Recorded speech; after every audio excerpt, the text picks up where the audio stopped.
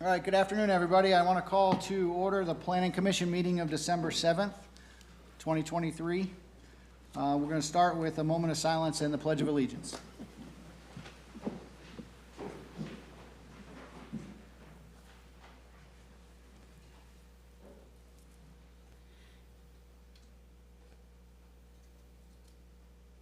Pledge allegiance to the flag of the United States of America and to the republic for which it stands, one nation, under God, indivisible, with liberty and justice for all.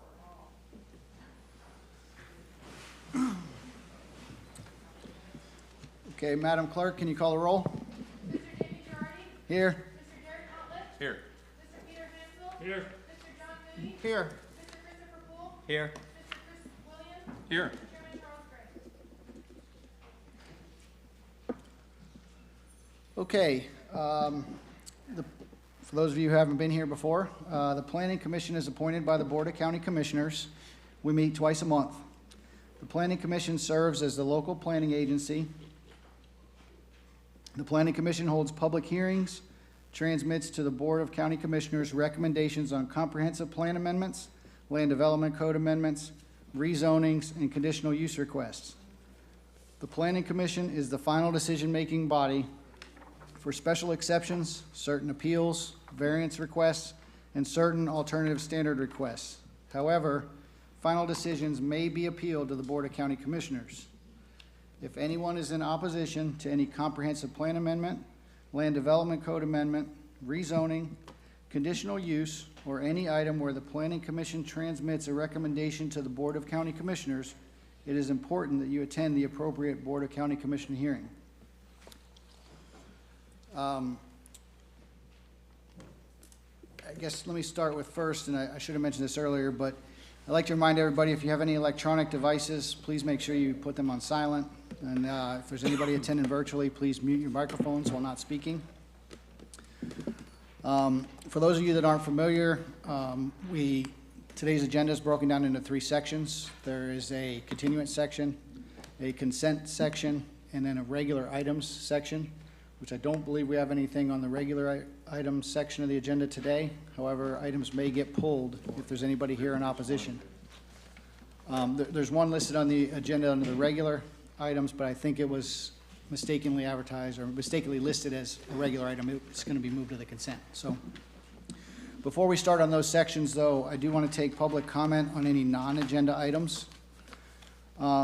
If there's anybody here that wants to speak on anything that's not on the agenda, or anybody on WebEx that's not on the agenda, now's your time to bring that up. We do request that when you address the Planning Commission, this goes for now and for the items that will be heard later, comments are not to be directed personally against Planning Commission members or team members, staff members, but rather directed at the issues. This provides mutual respect between the Planning Commission and members and the public. So is there anybody here to talk about anything that's not on the agenda? We do have some folks signed up, Mr. Chair. The first person is Nancy Hazelwood, followed by Mary McKnight, and after that, Ms. Lisa Moretti. Okay, and I think we need to go ahead and swear everybody in. Oh, I'm sorry. Proof of publication, please. The items are advertised in the Tampa Bay Times on September 20th, 2023, October 4th, 2023, October 18th, 2023, November 1st, 2023, and November 22nd, 2023, or by affidavit of certified mailing from the state. Thank you. And if there's anybody here, I guess, can we go ahead and swear everybody in now at one time? If anybody's here to speak or give testimony, please stand and raise your right hand so you can be sworn. Do you swear or affirm the testimony you're about to give is the truth, so help you God?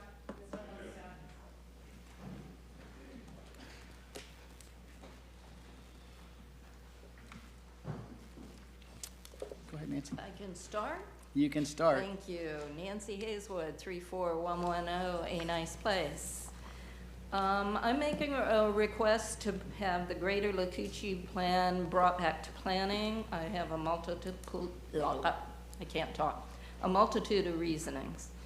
It was last on the agenda, so staff was not able to spend a lot of time on the project.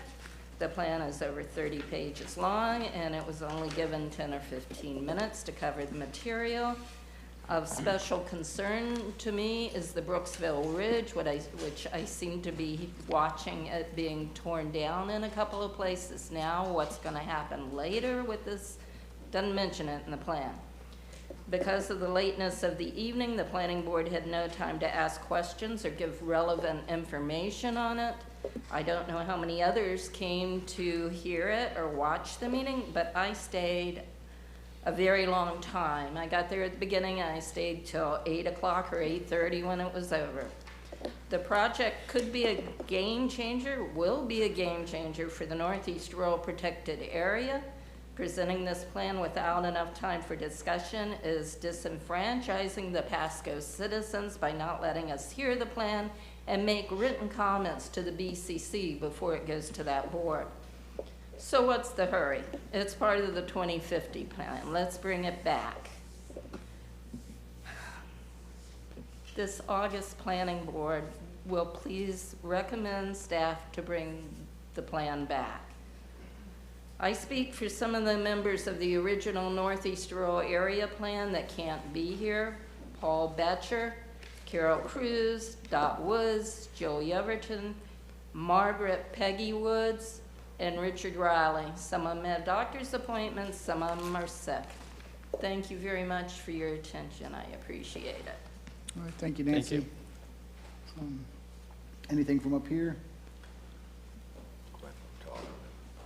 Do we have a status on what the step is with the Lukuchi plan? Well, I believe that left here was scheduled to go to the board meeting, and I think it was continued from the board meeting. Is that right, Terry?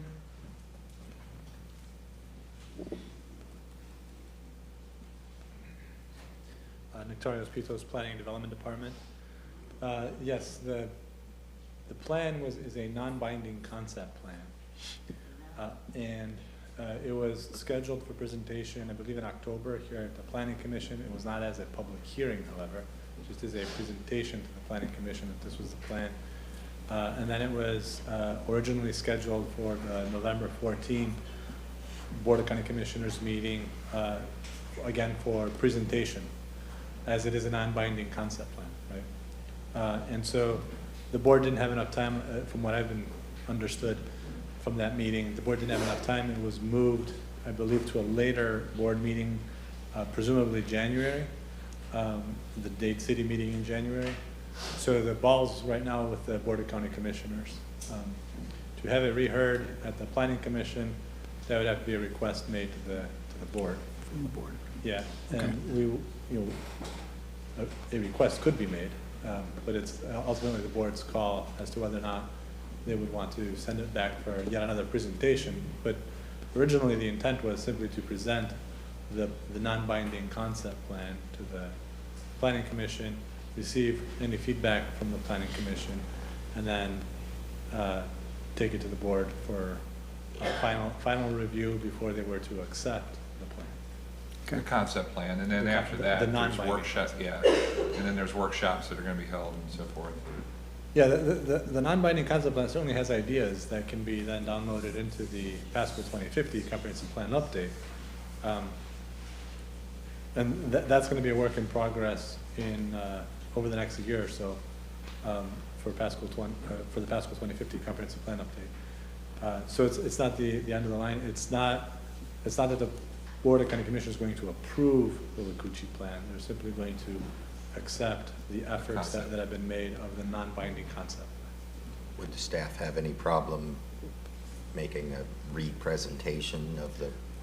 I would not have a problem to represent anything, but it's really the board's call if they want to do that. Well, I'd move that we ask the board to recommend that, to allow staff to represent the plan and at least allow us to hear some public comment on it so that can get incorporated into any message or recommendation that needs to get delivered to the board. Yeah, and just to clarify from my perspective, once this goes to the board, even though it's just a presentation item to the board, people still have a chance to comment on that or no? At the board? Yes, as part of Pasco 2050 Okay. and the continual commentary I think for that that plan. what I'd like to see though is during the meeting when it was first presented, the public's only chance to comment was during the public comment period, not after hearing the plan. I think it would be helpful if they were able to hear the entirety of the plan, all the high points, the low points, and the in-betweens, and then make their comments, and after they've got all the information, I think that would be helpful.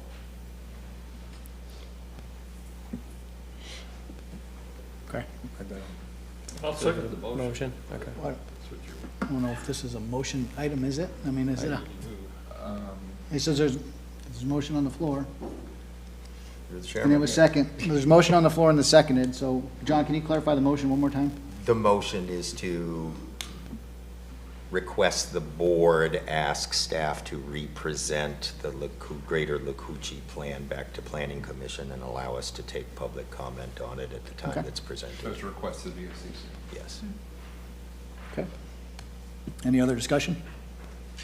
All in favor? Aye. All opposed? Motion carries. Okay. Thank you, Terry. My name is Mary McKnight. My address is 36210 St. Joe Road in Dade City. One of the things I was going to talk about tonight, to this afternoon, was that same plan. So thank you for doing that. My purpose in speaking today is to try to determine under what conditions, if any, agenda items that have already been heard could be reheard.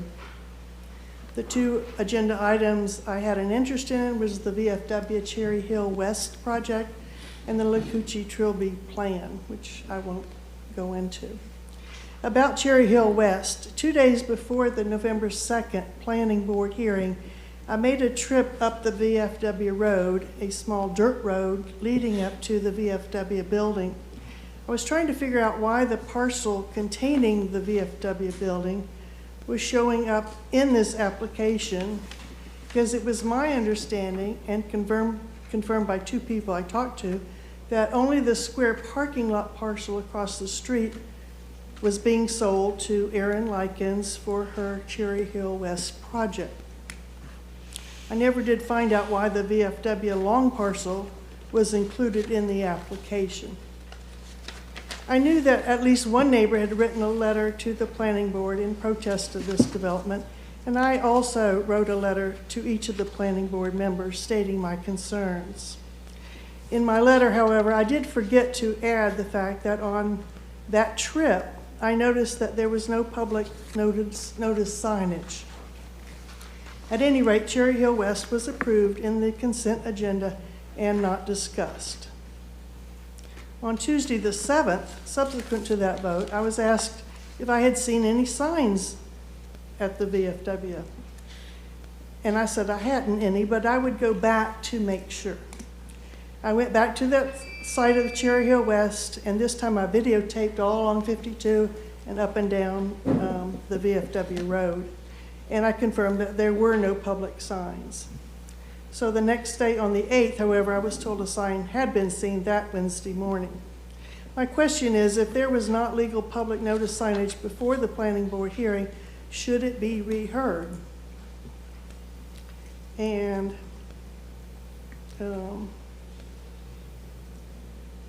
I guess I wanted some direction from the planning board, because I know another person I wrote to the planning board, but it was still just passed in the consent agenda without any discussion. So I was wondering if you might tell us what we need to do better to facilitate some discussion about these projects.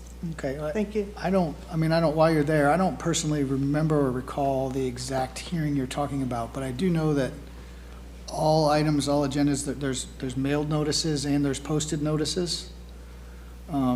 And that's verified by staff. We also, then that's the purpose of having these public hearings, is we ask everybody, and if it went through on consent, that meant that nobody was here to speak on it.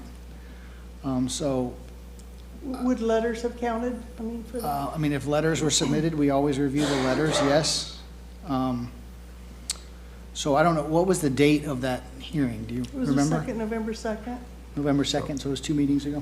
Denise, if letters are received of concern? Are items still left on the consent? They are not. They are actually immediately pulled from consent.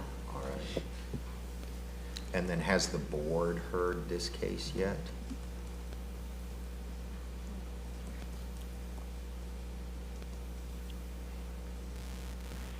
I'm looking to see what board meeting it's set for. Hold on just a moment. I think it's January. So then the answer is no, the board will hear it on January 9th, That means 2024. it's not finalized yet, so you have an opportunity to comment on the case before the Board of County Commissioners. And Right, I was just concerned about the poor noticing, or the lack of noticing.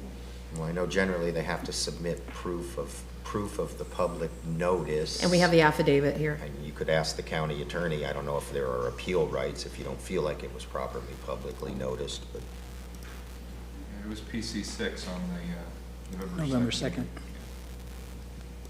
Right, I mean, and the notice is always part of the packet that That's right. goes through the civic clerk agenda process.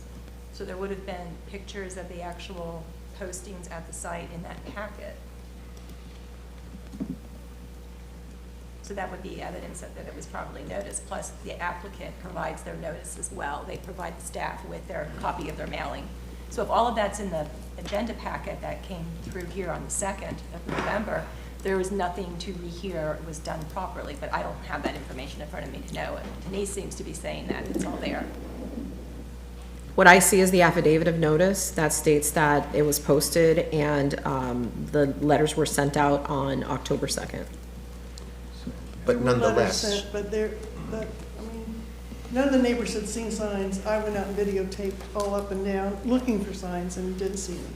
That's all I'm saying. Thank you. Okay, and just keep in mind that So- that is going to public, it's going to the board meeting at the January, what's the date of that again? It would be Denise? January 9th, 2024 at 1:30 in Dade City. so Okay. you'll here. have an opportunity to comment at that point. Okay, thank you. Hi, my name is Lisa Moretti. I respectfully deny to present my address because this is broadcast over a public broadcast channel, and it actually puts my personal safety in jeopardy. So I will tell you, I do live in the 33523 zip code. Gotcha. I wanted to first commend you all for your time and dedication. I know it takes a lot of time to commit to being here, and I appreciate that you make that effort. I know that we get called squawking chickens. I'm tired of being a squawking chicken. But I would also say if you haven't watched the movie Chicken Run lately, I suggest you do because we're just gonna keep squawking. I'm really grateful that you chose to bring the Lakuchi plan back. It's very important. Some of the things that are in that plan literally gut the rural area, the northeast rural area, and dramatically change some of the things. I know that there are maps that some of you have not seen before that have been presented by the developer that move the transition area boundaries inside the rural area rather than having them be transitions outside. I think that is a travesty. So I'm really grateful that you're willing to hear that again and allow us to come back and bring comment. I was trying to watch what happened at the last meeting on YouTube, and it just miraculously cuts off at 1 hour and 45, as does the transcript. Transcript stops mid-sentence. And I was like, I really want to make sure I understand what happened. I'd like to go back and review as an involved citizen who cares deeply, what the heck? You know, how do I stay up to date? If I can't carve time out of my work schedule and take time off to be here, that's my second fallback. And so I would ask that something be done to ensure that those things are actually available for the public to see and review. Unless I'm missing something, unless there's a second version or a second piece that isn't listed in the listings, that's all we got. So I think that that's a really important component piece. So I understand that you had not a lot of time to review this Lakuchi plan last time, and I hope that you can bring it back. I do want to also say we have a commissioner walking around saying this is an implementation plan, it's a done deal, you might as well just sit down and be quiet. That's not in my DNA. because what's happening is so important. And if it is an implementation plan, we need to be clear on that. If it's an implementation plan, we need to have even more public comment. If it's just a, here's our plan, we're presenting it to you, we need to have comment there too, but we still have some leeway and some negotiation time. But if it's an implementation plan, as we've been told by our commissioner, I've got serious issues with that. So I encourage you to really take a hard look at that plan and clearly define what exactly it is. Thank you. Again, obviously you heard it. There was a motion to request the commissioners to bring that back to us. We'll be here. I know the last time, I think it was 8 o'clock when we heard the plan. And if the video cut out at an hour and 45 minutes, they missed quite a lot of action, so. Yes. Poor them. I'm sure everyone would have liked to have missed out on a lot of that. And is that the same, the videos are on YouTube, but they're also under the agendas and minutes section on the county website. There's a link there to meeting media that you can watch. I have no idea whether that cuts off or not, because I didn't go back and watch it. I'll go back and look. Yeah. Yeah. Okay. Okay, thank you All so right, much. thank you. You're welcome. Is there anybody else for items not on the agenda? Okay, before we move on to the public hearing procedures, I did skip over, I think we do have meeting minutes to approve From November 2nd. from that very November 2nd I meeting. move to approve those minutes. All right, motion, is there a second? I'll second. 2 seconds. Motion and a couple seconds. Any other further discussion? If not, all in favor? Aye. All opposed? Motion carries. Okay, we'll now move on to the public hearing procedures. In-person participants and participants attending through WebEx, including the applicants who have pre-registered for the Planning Commission meeting, will be notified by county staff when they are permitted to speak. Applicants are limited to 5 minutes, and other participants will be limited to 3 minutes, unless additional time is approved at least 24 hours in advance of the meeting. And I don't think we have any of that, so. In-person participants and WebEx participants must announce the following items before speaking, and at that time, they will be sworn in by the clerk. Well, you've already been sworn in, so unless you haven't been sworn, you have already been sworn, so. Please announce your name, your address, the agenda item, and the agenda title. Then the 3 or 5 minute timer will start. Today, again, there's 20 public hearing items. Actually, I think there's 20, is there 20 or 21? Okay, there's 21 public hearing items. 9 of them are continuances, and then there are 11 consent agenda items, plus the 1 regular agenda item that will be moved to consent. There are also, as we're going through, and we'll let Denise handle this as she's going through the items, but there are a few items that will be heard out of order. There are a couple land use items that need to be heard before the companion zoning items. So we're going to go slightly out of order on a couple of items, but just be patient and bear with us, and hopefully we'll get through this pretty painlessly. Thank you, Mr. Chair. Good afternoon, Mr. Chair. Planning Commission members, Denise Hernandez, Planning and Development. We're going to start off on item PC2, which is PDD 247655. It's a zoning amendment in the name of Clinton Avenue MPUD Master Plan Unit Development. This item is a request to continue the item to the January 4th, 2024 Planning Commission meeting at 1:30 in Dade City. Okay, is the applicant present? Is there anybody here to object?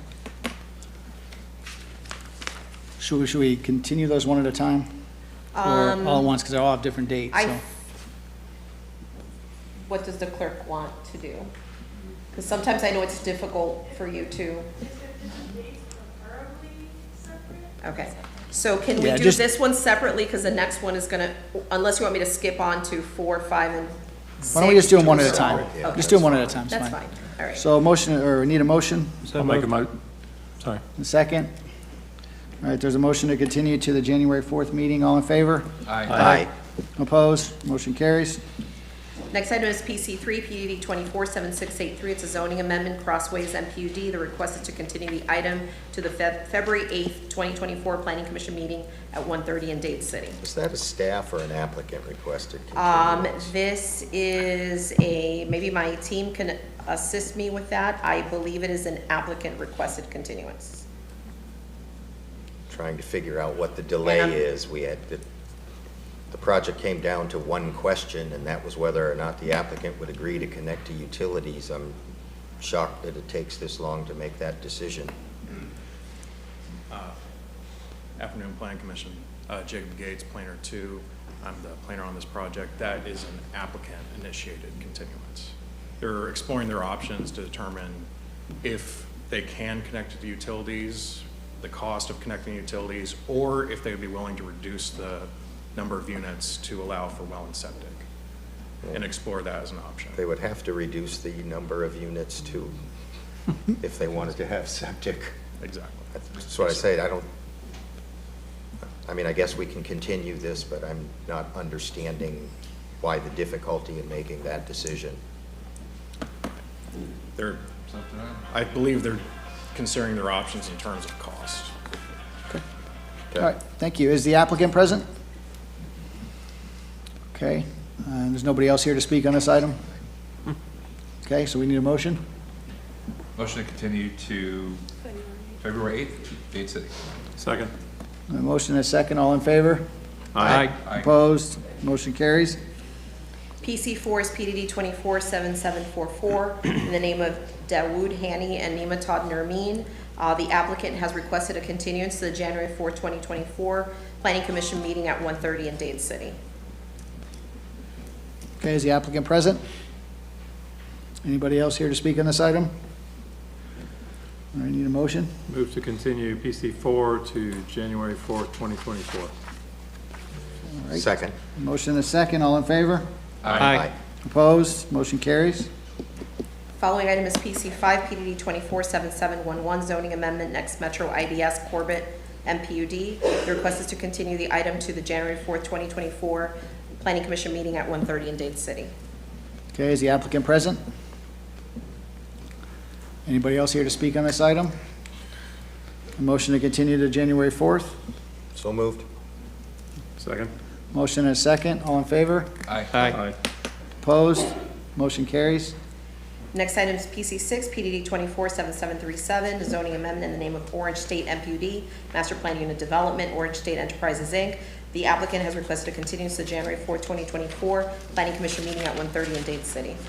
Okay, is the applicant present? Anybody else here to speak on this item? Move to continue PC6 to January 4th, 2024. I'll second. Motion and a 2 second. seconds. All in favor? Aye. Opposed? Motion carries. Excuse me for a minute. I don't know if you know it or not, but I can't hear a thing you're saying back here. Can you turn the volume up or something? How about this? Is this better? That's better. How about if I just get closer to the microphone? Thank you. Sorry about that. So we're on item PC7. If we get any more for January 4th, it's going to be a long day. I know, that's what I was Yes, thinking. so sorry about that. PC7 is PDD 247751 in the name of Thomas Ambrose II, and the second, and Jennifer Ray McNeil. The request is to continue the item to January 4th, 2024 Planning Commission meeting at 1:30 in Dade City. Okay, is the applicant present? Anybody else here to speak on this item? Okay, motion? Motion to continue to January 4th, Dade City. Second. Motion and a second to continue to January 4th. All in favor? Aye. Opposed? Motion carries. PC8 is PDD 240031, is a comprehensive plan amendment, CPAS 2215, Gowers Corners, PD. The request is to continue the item to a date uncertain. Okay.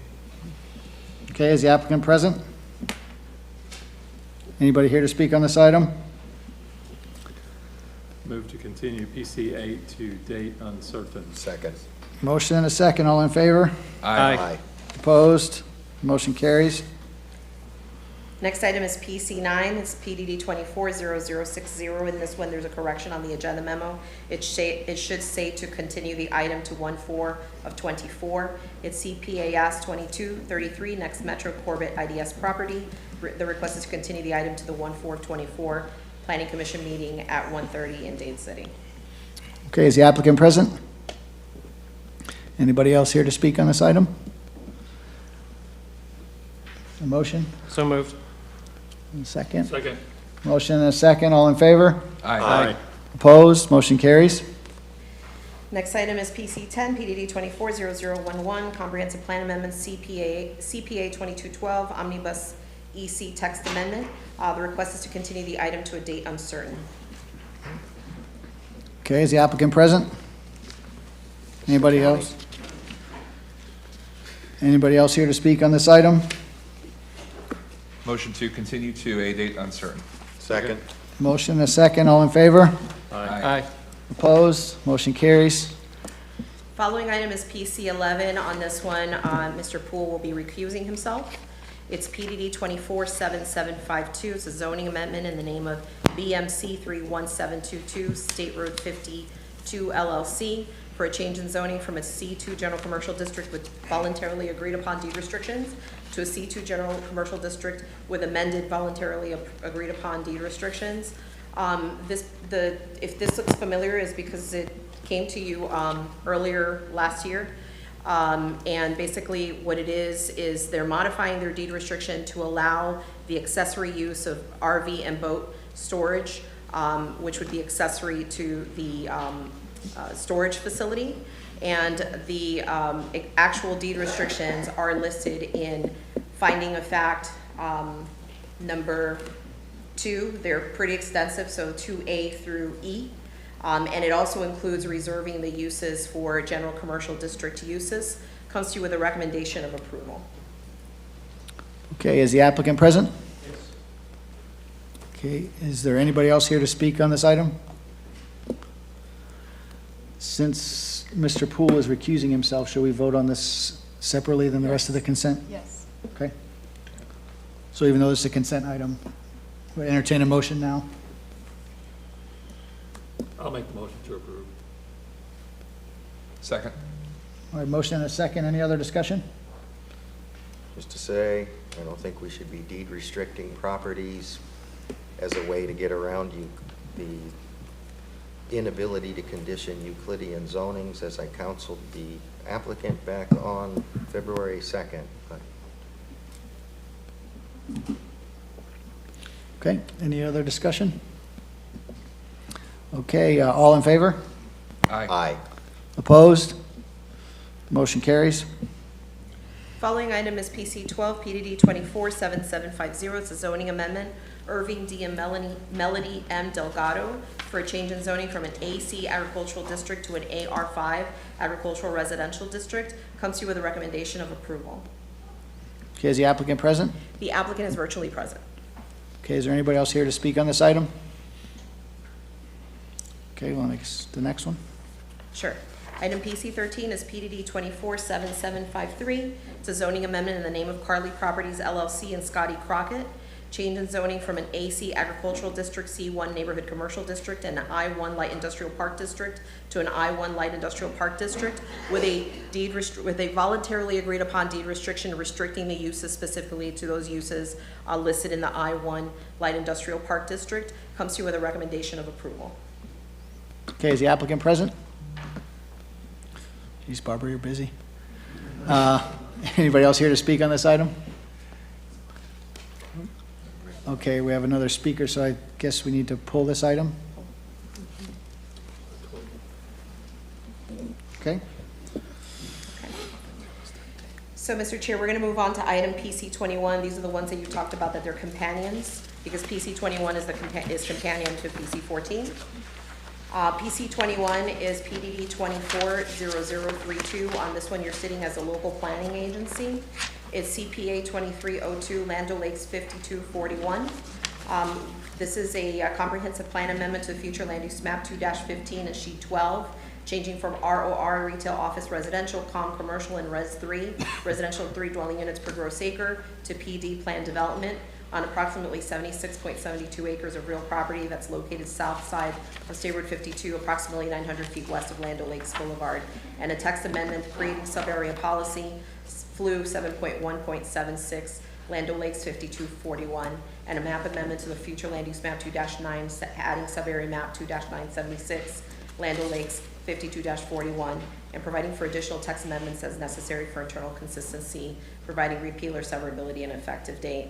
The staff is asking that you find this item consistent with the comprehensive plan and recommend approval to the Board of County Commissioners. Again, that you're sitting as a local planning agency on this item.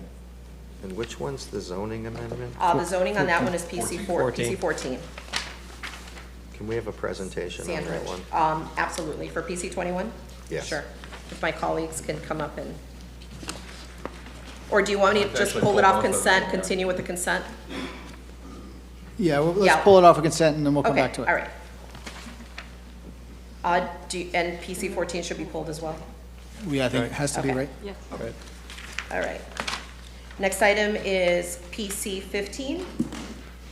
That one is PDD 240001, CPAS 2313, Chansey and State Road 39. It's for a comprehensive plan amendment to the future land use map, changing from Res 9 to COM on 4.84 acres. Comes to you with a recommendation that you find it consistent with the comprehensive plan and recommend approval to the Board of County Commissioners. And Mr. Poole's recusing himself Yes, on that one too, on that correct? one. Mr. Yes. Poole, yes, I apologize. Correct. That one, Mr. Poole's recusing himself. Is the applicant present? Is there anyone else here to speak on this item? I don't necessarily need to pull the item, but I ask a quick question. Is there a deed restriction there for the live local? The deed restriction will come along with the rezoning. Okay. It can't be put on the comp plan. Yeah. Okay, so since Mr. Poole's recused himself, I think we need to vote on this one individually. So is there a motion? Actually, can we go ahead and have the presentation on it? Okay, so we're gonna pull. All right, so we're gonna pull that one.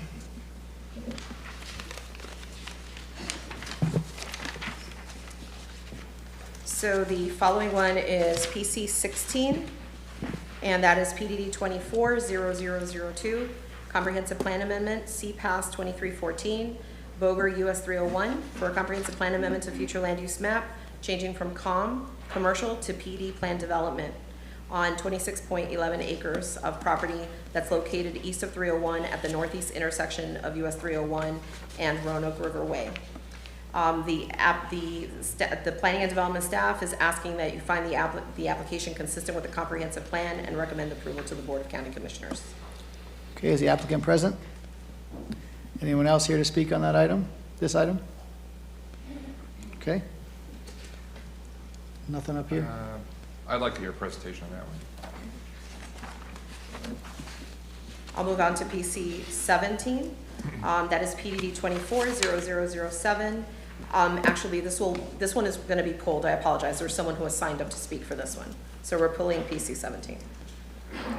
Days get longer. Yes. Following item is also a companion. So P22, which is on regular in error. I'm going to do that after PC 18. So PC 18 is PDD 240009, CPAS 2308, Hudson Family Trail. It's for a comprehensive plan amendment to the future land use map, changing from Res 1, residential 1 dwelling unit per gross acre, to Res 3 on approximately 38.71 acres. That's located on the north of Hudson Avenue and 1.68 miles west of Hayes Road. Comes to you with a recommendation that you find this, and you're sitting as a local planning agency on this one, that you find it consistent with the comprehensive plan and recommend approval to the Board of County Commissioners. Is the applicant present? Anybody else here to speak on this item? Anything from up here? I'm willing to leave it on the consent, but this actually ought to be being heard in Newport Richey. I mean, that's clearly west of US 41. Was that moved to I this think meeting this- because of December? Yes, so One there's, meeting. so first off, there's two reasons. There's only one hearing in December. Secondly, it has, the policy changed even before Mr. John Gallagher left the county, that there's not an east-west divider. And what we do speak to, and now even after COVID, there's even more potential for folks to be able to speak to items because they can register on WebEx and those type of things. Additionally, we do, every single applicant, when we talk to our applicants, and hopefully some of the ones behind me can say amen, we tell them that if there's any opposition on their item, it will be continued to the side of the county that it's closest to. I didn't hear an amen, but I'm not. Hallelujah. Thank you. I'll move approval on that. We're just going to keep that on It's gonna stay on consent. It's going to the stay on consent. consent, correct? I just- That's Keep right. them all together. Okay. So that was PC 18. So I'm now going to do the companion zoning item, which is P22, which was placed on regular in error. It's consent. No one has contacted the team about it. PDD 247732 Hudson Trail, Family Trail, MPUD, HWHGC, NGA LLC. It's for a rezoning from an AC agricultural district to an MPUD, Master Plan Unit Development District, to allow the development of 116 single-family residential units on approximately 38.72 acres. Comes to you with a recommendation of approval with conditions as included in your agenda packet. Okay, is the applicant present? Anybody here to speak on this item? Anything from up here? Okay, we'll keep it on consent. Following item is PC 19, that's PDD 240038, CPAS 23-20, SAV Old Pasco Townhomes. It's for a comprehensive plan amendment to the future land use map from Res 3, residential 3 dwelling units per gross acre, to Res 6 on approximately 18.36 acres of property that is located on the northeast corner of Old Pasco Road and Hadlock Drive. And staff is requesting that you find it consistent with the comprehensive plan and recommend approval to the board. Okay, is the applicant present? Anybody here to object?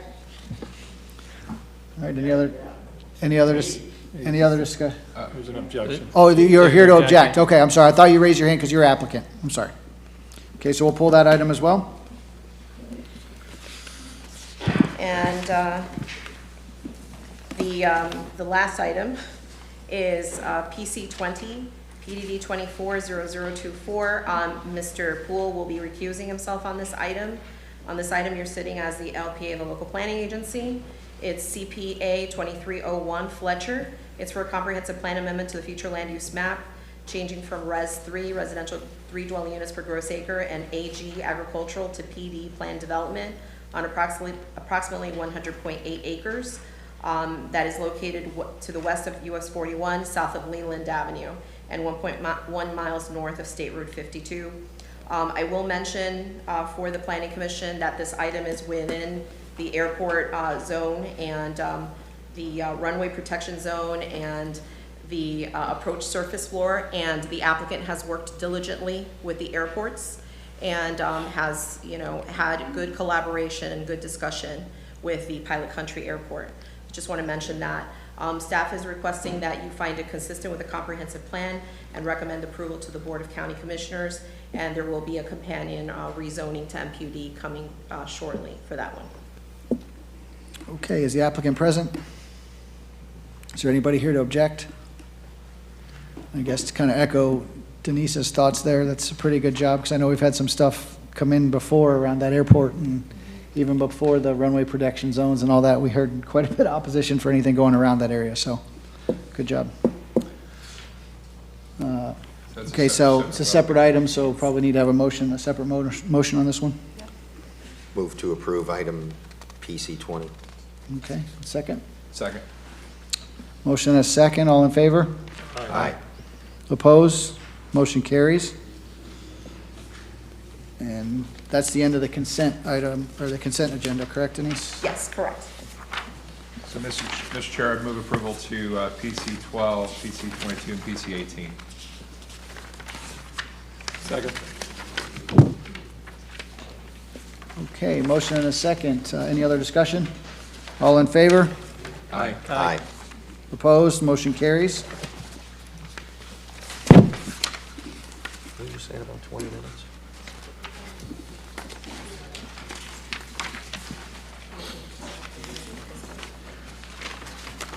All right, so where are we back to? PC 13, correct? Liam? Well, that's what I'm here for, yes.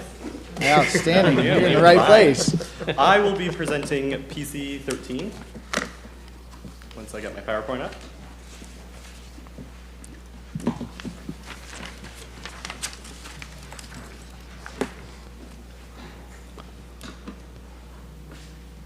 So this item is PDD 2023-7753 in the name of Carly Properties LLC and Scotty Crockett. It is a Euclidean zoning amendment from AC Agricultural District, C1 Neighborhood Commercial District, and I1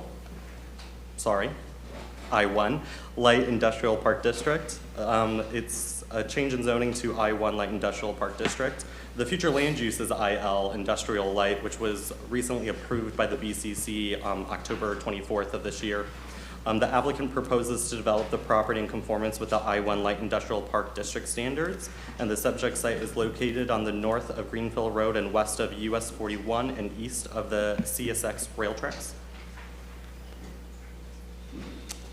The subject site is located within central market area and is outside the urban concentration area and rural areas. Here is an aerial view. Here's a little more zoomed in of that aerial view. The surrounding future land use to the north is AGR and ROR, to the east is ROR and Res 1, to the south is AGR, and to the west is ROR and AGR. The surrounding zoning to the north is AC and C2, to the east is AC, R1 and C2, to the south is AC, and to the west is AC and C2. The subject site consists of Crockett's Towing and Transportation on approximately 7.04 acres. The access to the property is from US Highway 41 and Greenfield Road, a county-maintained local road with approximately 40 feet of right-of-way. The subject site is located within the Airport Influence Area, the AIA, for Pilot Country, and the applicant has volunteered to record a deed restriction, as previously stated. This is coming with recommendation for approval. Do you have any questions for me? The deed restriction? That's the that is to live local preserve deed restriction? the live local deed Okay. restriction, yes. Okay. Can't remember. Did we pull this one? Is there an applicant present? There was somebody who raised their hand. Barbara, do you want to wait? No, this is PC 13. Yes. Okay, so did you want to speak on this item, ma'am? Okay, if you can please come up here and acknowledge you've been sworn and give your name and address. She waved her.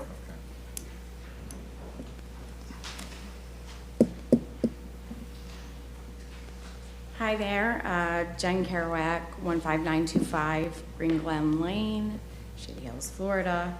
I am here today because as I look at the consistency of the use with regards to the surrounding areas, the future land use does not appear to be consistent with light industrial. And then if you look at PC 22, or no, not that one, sorry. We just talked about it. PC 20. So in addition to that, PC 20 is going to come before you as residential, so that also the residential area that is expanding in that area within that region directly to the south moving north is not really consistent with light industrial as you look at the land use for light industrial. And additionally, agricultural residential is already the future land use with the surrounding areas. So the consistency does not appear to be in line. So that's Why do you believe it to be inconsistent? inconsistent because agricultural residential and the residential areas directly south within a mile. And like I said, PC 20 as your residential area, consistent with light industrial. That is also, light industrial also is an open door to commercial 3. So those things did not seem to be consistent to me. I'm not an expert, but that's why. Okay. Okay. Thank you. Barbara? Here I am. I'm glad we didn't waste your time, make you drive all the way over here, just raise your hand. Barbara Wilhite, 6327 Grand Boulevard, Newport Richey, Florida. Really happy to be here. Last meeting of the year. Yay. Just want to say a shout out to staff. I have 11 items on this agenda, with 2 of them being continuances. We have comp plans with the zoning, which you all requested that we do that. I say it's like Hell's Kitchen, getting the stuff to the pass at the same time. If you ever watch Hell's Kitchen, you gotta get the food at the same time, everybody coordinating. County Attorney's Office, I don't know how you can review all of these MPUDs and comp plans, 1 person each for all these staff members. Staff has done a phenomenal job, just a phenomenal job getting these forward. And I appreciate getting them done, on this agenda, because it's the last one, and we only have 1 of them this month. So shout out to everybody who made this happen as well.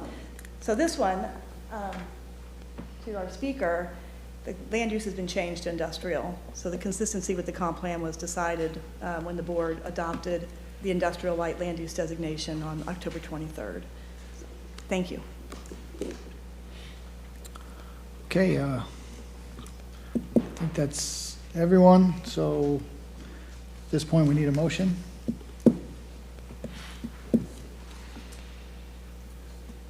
I'll move to approve item PC 13 as presented. I'll second. Okay, any other further discussion? Yeah, my only question was that center parcel on the bottom there, but that's a cell phone tower, it looks like, so I think it's consistent as well with the area, especially next to a railroad track. Yeah, and I think we talked about that pretty extensively whenever the Right. land use amendment came in, the comp plan amendment came in, was the relationship to the railroad track, and Right. a lot of those compatibility issues and consistency issues were discussed at that point in time, so. And isn't the purpose of this is to get it consistent Correct. Correct. for the That's use right. that's been occupying the property? Correct. Yes. Okay, so, motion and a second, all in favor? Aye. Aye. Opposed? Motion carries.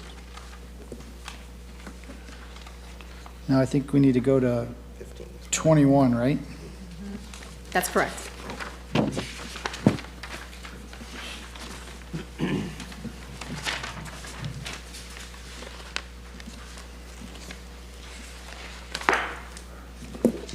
Good afternoon, Hayat Mazzilli, Planning and Development, and I will be presenting PC 21.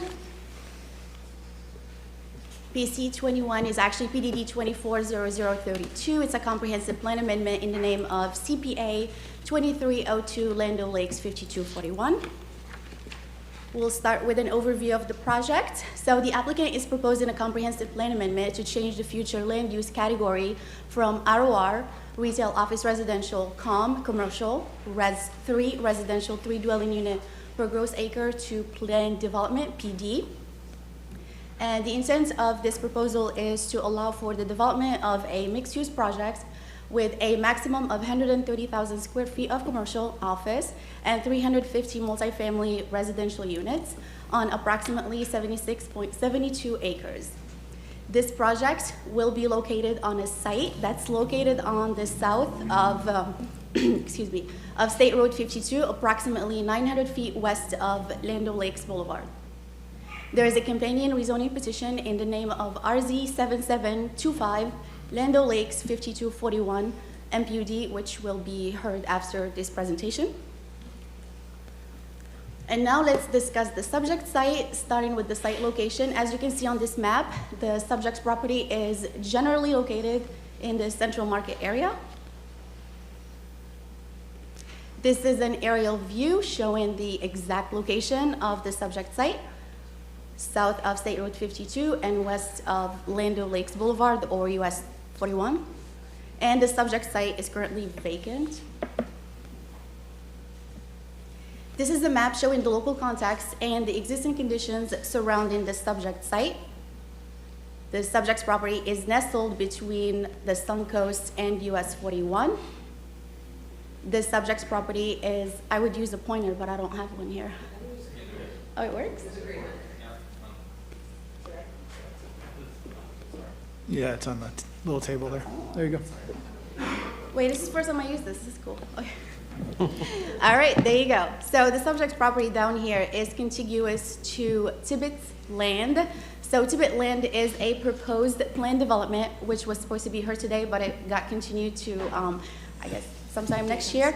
So this project will also be, or Tibbetts lands will also be a mixed-use project with commercial and residential entitlements.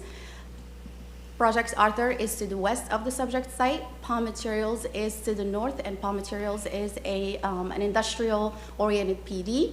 State Road 52 Trail is to the north of the subject site and to State Road 52, which is being constructed as we speak right now.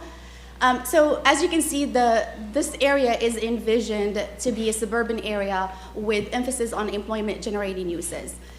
The subject's property or the proposed project will provide a mixture of uses that prioritize employment-generating uses along the frontage of State Road 52.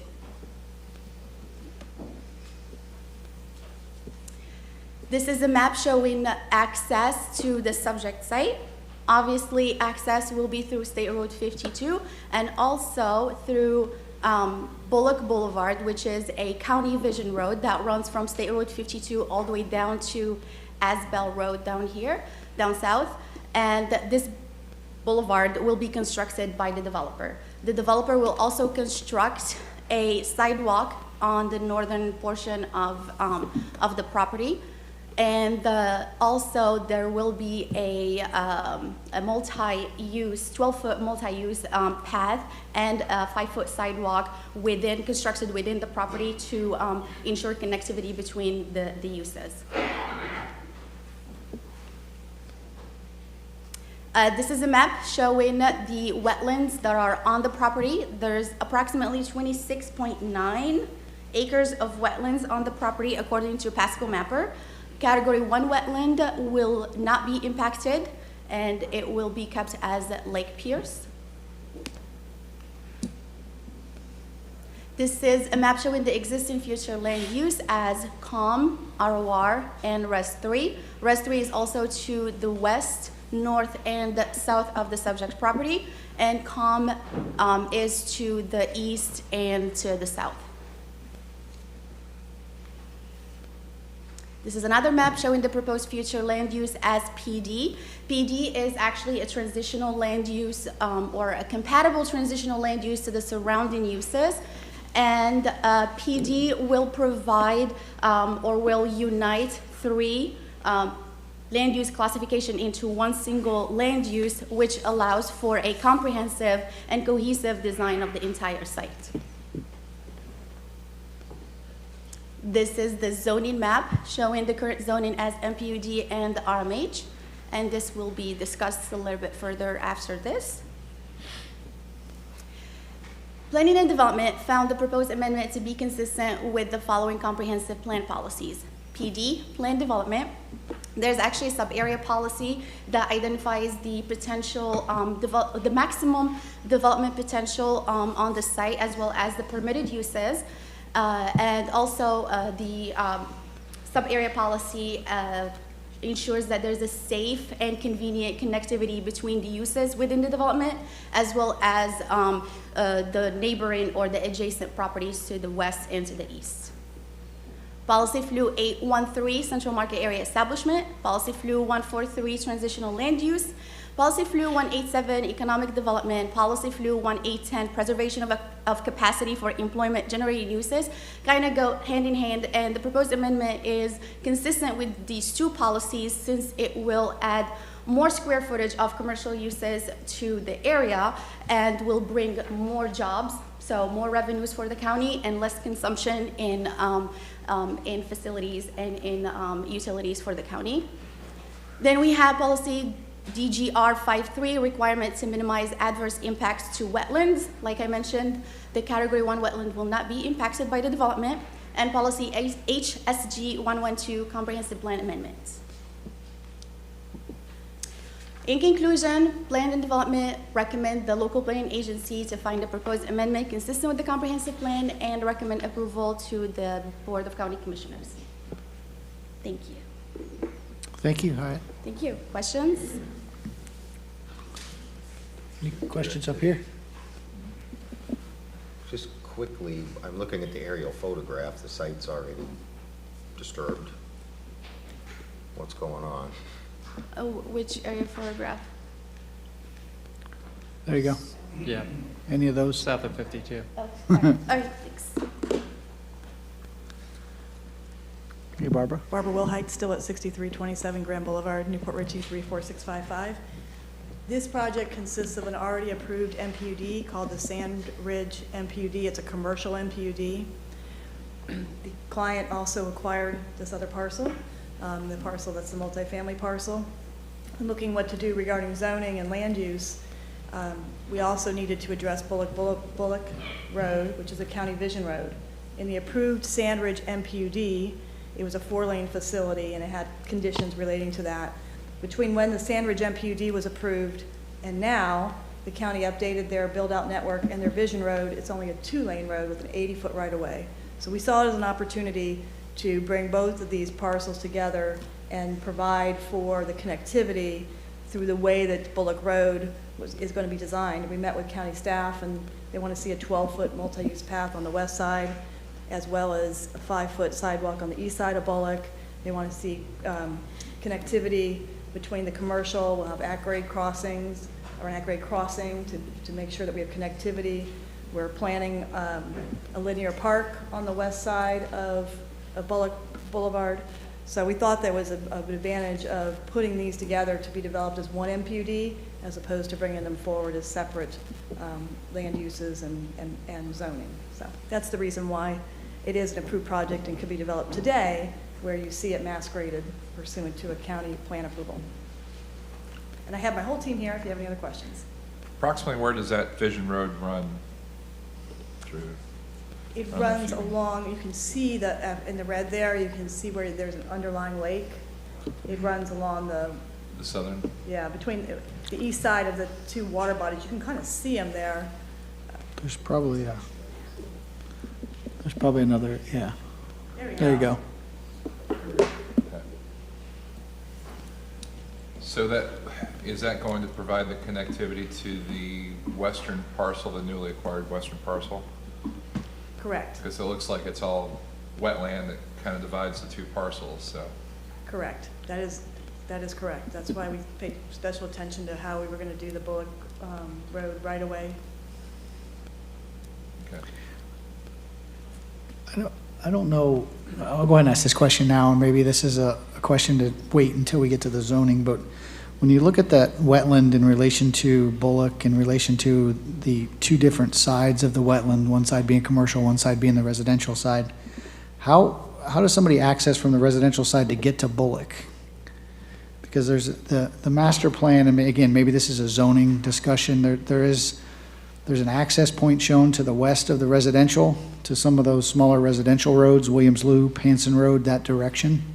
But is there room there to fit an access to get to Bullock on the south side of that wetland? There is, yes. Okay, thank you. The arrow you see to the west is just the required future interconnection. Our access will be from Boulevard, from Bullock, and we'll be doing an access road from that parcel east to Bullock, and then we'll be extending Bullock all the way to that point.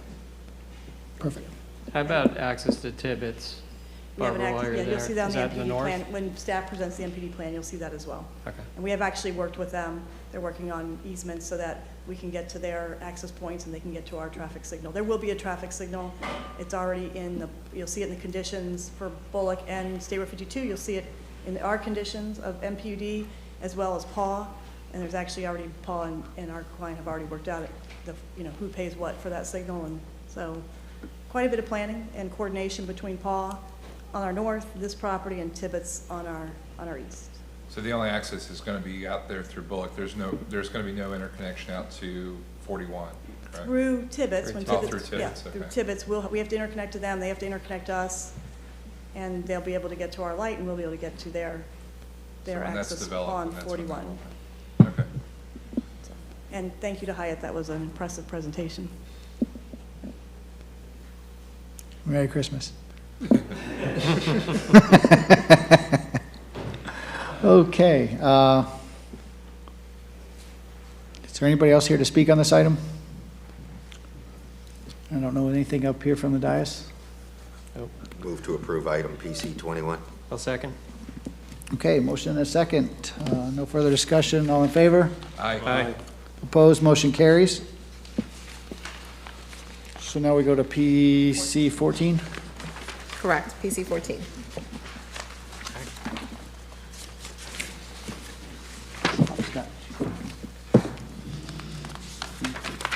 Good afternoon, William Vermillion, Planning and Development.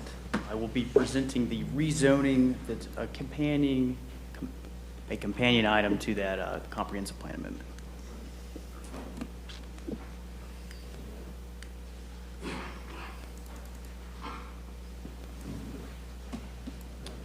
I'll try to move through this quickly because Hyatt and Barbara covered this pretty well.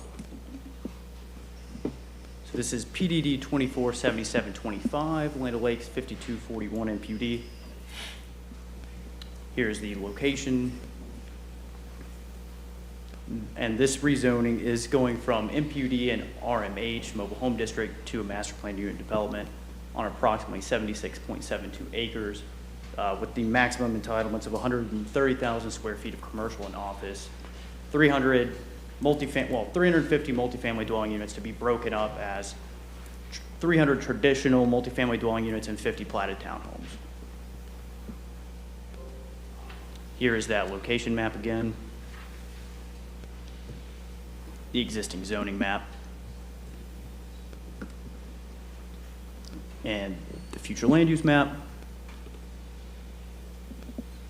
And that same location map you guys just saw. Here is that master plan showing the interconnect to the Tibbetts MPUD, like was just talked about, the Bullock Boulevard, 80 feet of right-of-way, and then a stub out to the west with connections to 52 and then south on Bullock.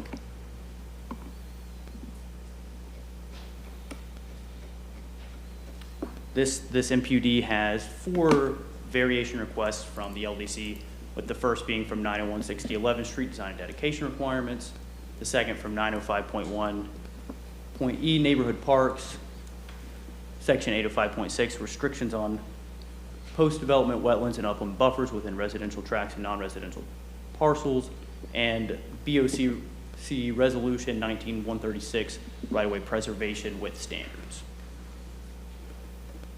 So to give you an analysis of those 4 variations, with the first one being 9016011, that is the continuation of existing street patterns, which requires your interconnects to all 4 cardinal directions. This project, while it doesn't necessarily connect traditionally in all 4 directions, it does accomplish that, connecting north and south through Bullock and then providing those stub outs to the east and west. So this variation was just to cover all the bases, even though the intent was being met. The variation from 905.1E, the parks requirement, that is for the applicant to do 10% of the upland acres within the multifamily parcel to be counted towards the parks requirement, and the Parks and Rec Department was amenable to that variation. That's a pretty common variation with multifamily MPUDs. And then from 805.6, that is to allow the applicant to not have to establish, not to have to establish an HOA since this won't be platted since it's multifamily. So they're going to do it's going to be under common ownership and maintenance, and they're going to enter into a agreement with the county that is agreeable both for the multifamily parcels and for the non-residential parcels. And then from the BCC resolution 19136, that is a request to shift the roadway essentially 6 feet to the east to maximize the width of green space along that category wetland that we saw. Right there, that lake, they're essentially shifting that right-of-way 6 feet to give more space, and essentially what that does is on the southern portion, the sidewalk will be, that 5-foot sidewalk along the east will be closer to the road. And I do have the conceptual plan sent to Patty if you guys want to see it, but as a reminder, it is non-binding, but I can show you that so you can see where the sidewalk goes from the southernmost portion. And it also does show that connection from the multi-family portion to Bullock, which gets them to the commercial portion.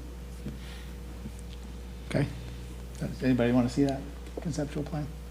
Well, so Bullock is the developer's responsibility to take Bullock to the southern property boundary? Is that where? That is correct, and they're It going looks to like be, it's mass graded already on aerials, is that? yes, they're going to design, construct, and permit through a DA that's required by the conditions Okay. of approval. Yeah, if you have the concept. Yeah. plan, Yeah, I'd like If you to. could share it, Patty. And this concept plan does also have the official Swift Mud wetland delineations like you guys were talking about, so you can see how this fits in with that wetland.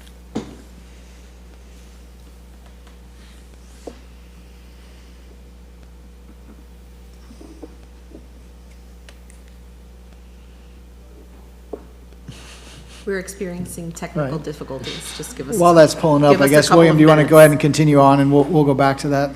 Okay, perfect. And, well, I believe my last slide after those variations was that PDD comes to you with a recommendation of approval to the BCC with conditions. Okay. All right.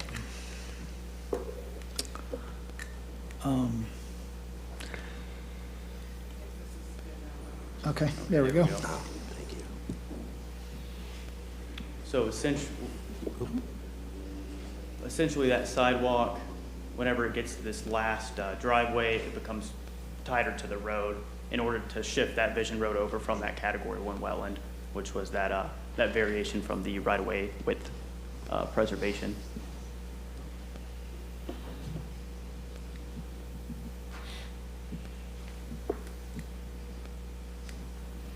Okay. Do we have any questions? Okay, Barbara? Hi, Barbara Bullhite, 6327 Grand Boulevard, Newport Richey 34652. For the applicant, we didn't really change the right-of-way the width of that boulevard. It's still 80 feet. It's just you have a set cross-section. The board adopted a few years ago set cross-sections for your vision roads. And because we're squeezed between two Category 1 wetlands, we didn't want to sacrifice that multi-use path. So we got with staff, and they said it was the easiest variation to their cross-section. It was very easy to approve because it met the intent, and they had done it before. So we'll ultimately have a development agreement. This does get Bullock Boulevard all the way to our southern boundary of this MPUD. Right now, for Sandridge, if we just had just done the commercial portion, it would only go a partway where you see it now. So gets another piece of that. That's going to be a very that road quite a ways. It goes all the way down to will go all the way down to Ridge Road Extension and then down to Roach's Run over. So that's a pretty good parallel network the county's been putting together. So we're a part of it. Barbara, I'm sorry, I have a question. Barbara, do you know any, or staff, I know several of those developments where eventually who or how does that road get built further south toward Ridge Road, do you know? Or? There's a gap Yes, with definitely. one or two property owners, so the county will just have to. Kind of have to wait for. Yeah, Yep. either they can wait or, at some point, I imagine they'll go. It couldn't be that heavy of a lift to actually do eminent domain and get the rest of that road done. Okay, thank you. Okay, is there anybody else here to speak on this item? Anything else from up here? Do you have any issues, Steve, with regarding school impact? Chris? Chris. Yeah. He's been called way worse. Chris. No, and the reason is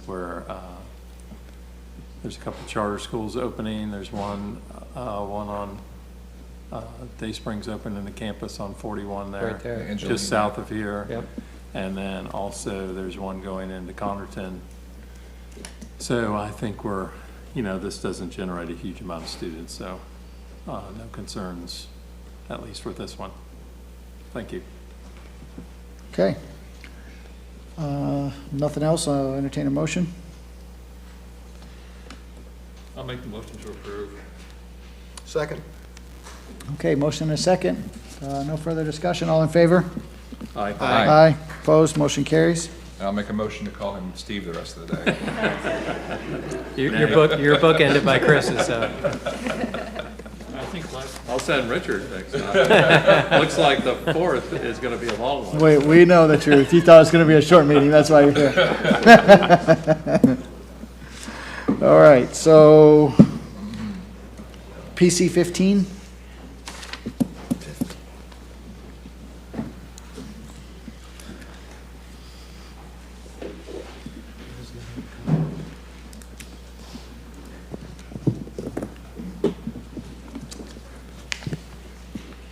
Good afternoon, Ebro Stevens, Planning and Development. Before you is PDD 240001, a small-scale comprehensive plan amendment in the name of CPAS 2313 Chancey and 39.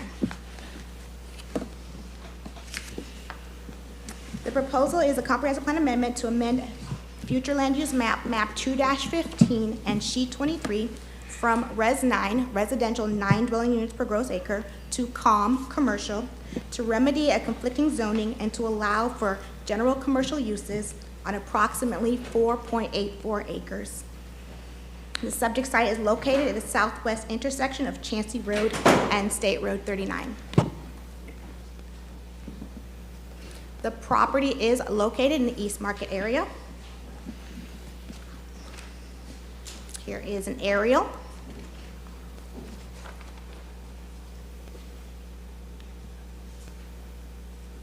Context map.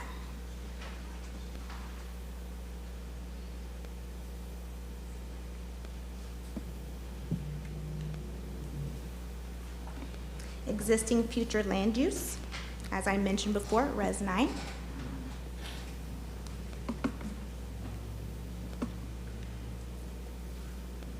And proposed commercial.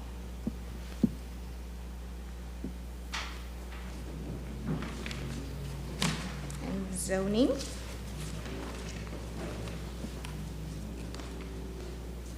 A C1 neighborhood commercial district. The proposed amendment is consistent with the following comprehensive plan policies. Policy Flu 143, transitional land uses. Policy Flu 161, commercial development. Policy Flu 162, location of commercial development. And Policy Flu 814, the East Market area establishment. And with that, staff recommend the local planning agency find the proposed amendment consistent with the comprehensive plan and to recommend approval to the Board of County Commissioners. I will take any questions you may have. Okay. Anything from up here? Freebros? Okay.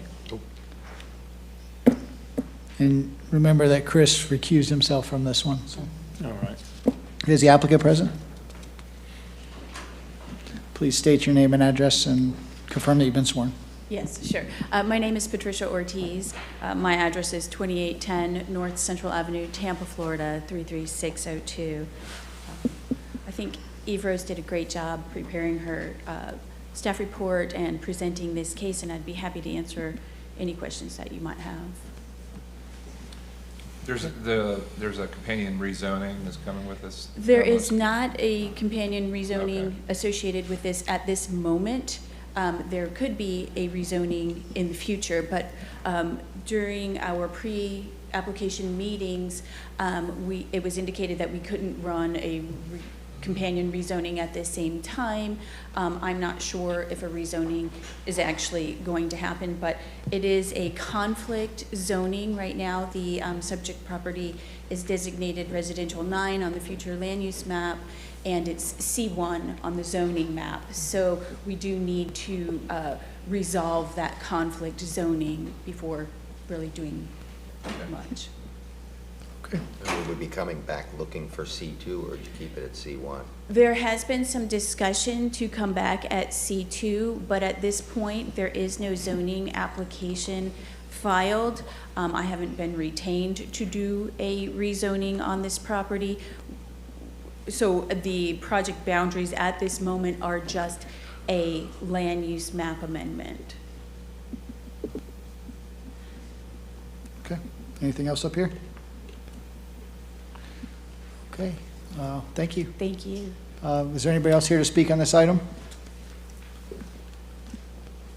Okay, if not, I'll entertain a motion or further discussion.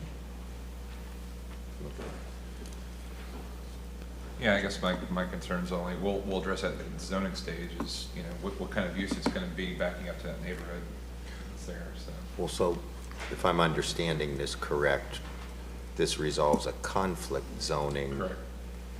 So they can have The C. flue makes sense, If, yeah. once we change this flue, they can have the C1 uses, although I'm not convinced, I mean, wouldn't they have fallen under the commercial node criteria? They could have developed this as C1 anyways. Right.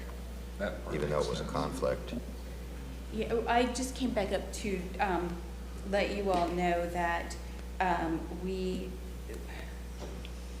when we did our initial studies, we did a transportation needs analysis, and we based the uses on gas station and fast food, the worst-case scenario Which would be as is C2. required, yeah, for C2. So through this land use amendment, certainly C1 uses would be allowed because the property is zoned C1, but it potentially would allow for a potential rezoning to commercial So- too. This is probably a question for staff. What I'm not seeing, I'm seeing a subdivision under construction that wraps around this property, and there's no interconnection for the people in this subdivision to get to this property without going on to Chansey or State Road 39. Or am I missing something?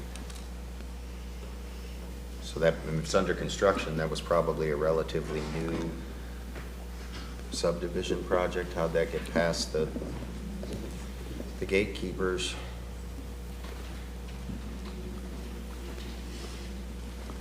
Are you asking me that? No, I think that's a question for Staff. staff. Unfortunately, I'm not seeing anything, in the subdivision plan's overlaid on the aerial, and I'm not seeing any way that there could be an interconnect. No. It looks like there was right-of-way given for the subdivision, but there's no internal interconnection. Missed opportunity.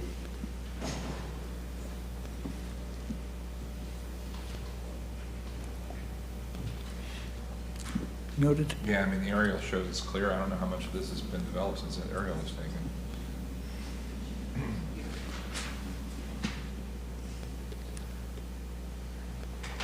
Denise, do we know anything about the adjacent neighborhood, adjacent subdivision? I'm pulling the information on it right now. Just give me a few seconds.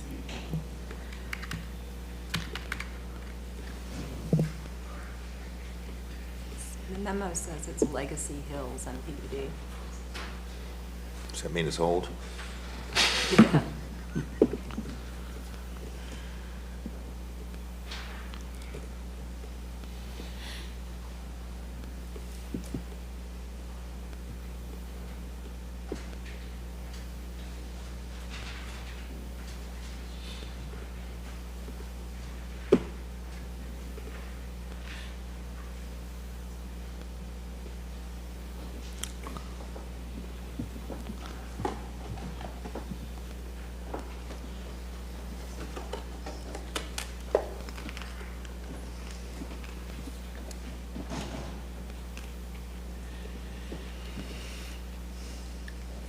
To answer the question, there isn't, and certainly isn't an interconnect. I'm gonna go to the rezoning action to see if there was a request for a variation in order to not have that interconnect, which is very common, so I'll take a look, if you give me a few moments.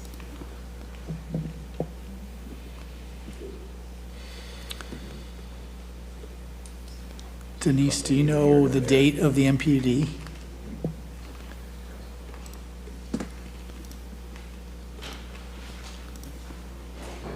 Mapper has a much more updated photo. That's all, looks like it's all developed out. Yes, the MPUD is a long time ago. It's the Feliciano MPUD, October of 2005. Oh, okay. That's why it's called Legacy. So you were right. Aptly named. I guess it's really irrelevant. The point is moot anyways. It's just, it's a shame. Correct.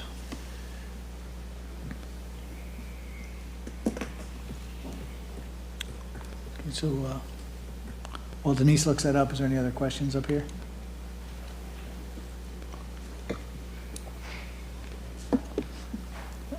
Again, keeping in mind, this is just to clear up conflict zoning, to bring the land use and comp plan to be compliant with the zoning. I would guess at some point you're gonna see a rezoning application, for what it's worth.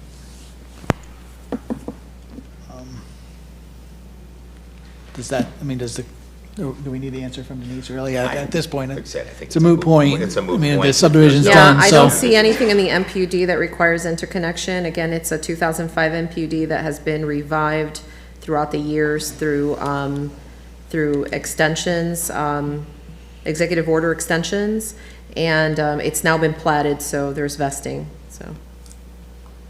In terms of what they had to do, they just had to construct, they were off-site improvements required to construct on Chansey Road and construct northbound left turn lanes on State Road 39. So, and there aren't any requirements for interconnections to that parcel. Sin of the past.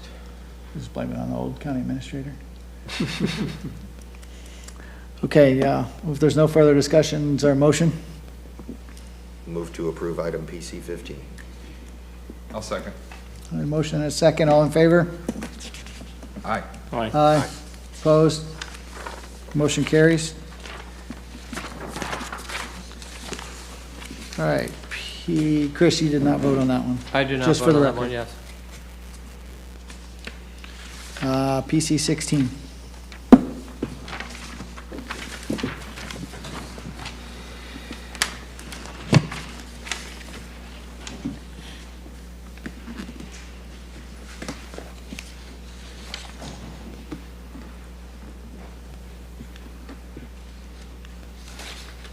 Good afternoon again. Ebro Stevens, Planning and Development. Before you is PDD 240002, a small-scale comprehensive plan amendment in the name of CPAS 2314, Bossier US 301.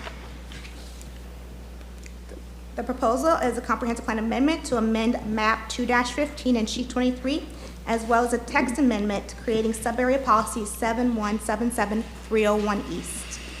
They're looking to go from COM commercial to PD plan development to allow for 200 townhomes and 18,000 square feet of retail, office, and commercial on approximately 26.12 acres.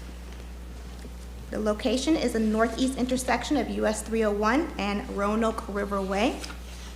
There will be accompanying rezoning RZ 7764 from C2 General Commercial District to MPUD Master Plan Unit Development. Just to note, the MPUD conditions of approval will include a live local condition. The subject site is located in the East Market area. Here is an aerial.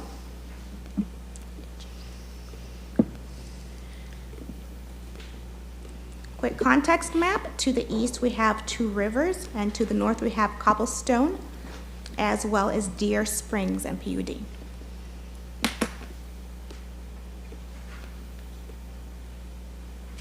Access to the site will be on US 301.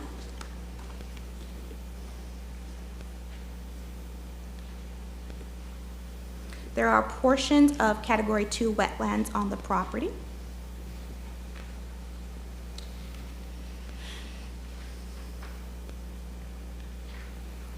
Surrounding future land use, we've got planned development to the east. To the north, we have 8T major attractors. I think I got that backwards. To the west is planned development. To the north is 8T major attractors. To the east is Res 3, and to the south is COM commercial.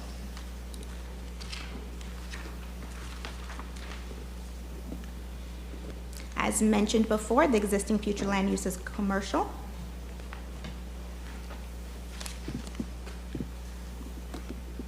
The proposed is PD.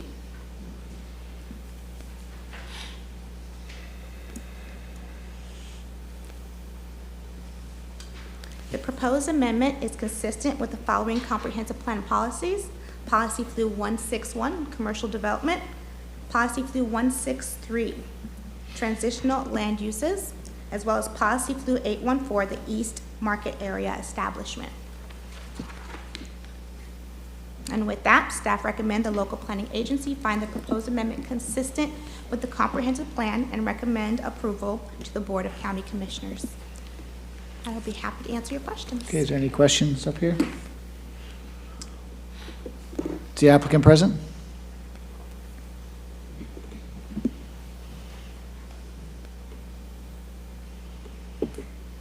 For the record, Barbara Wilhite, 6327 Grand Boulevard, Newport Richey, for the applicant.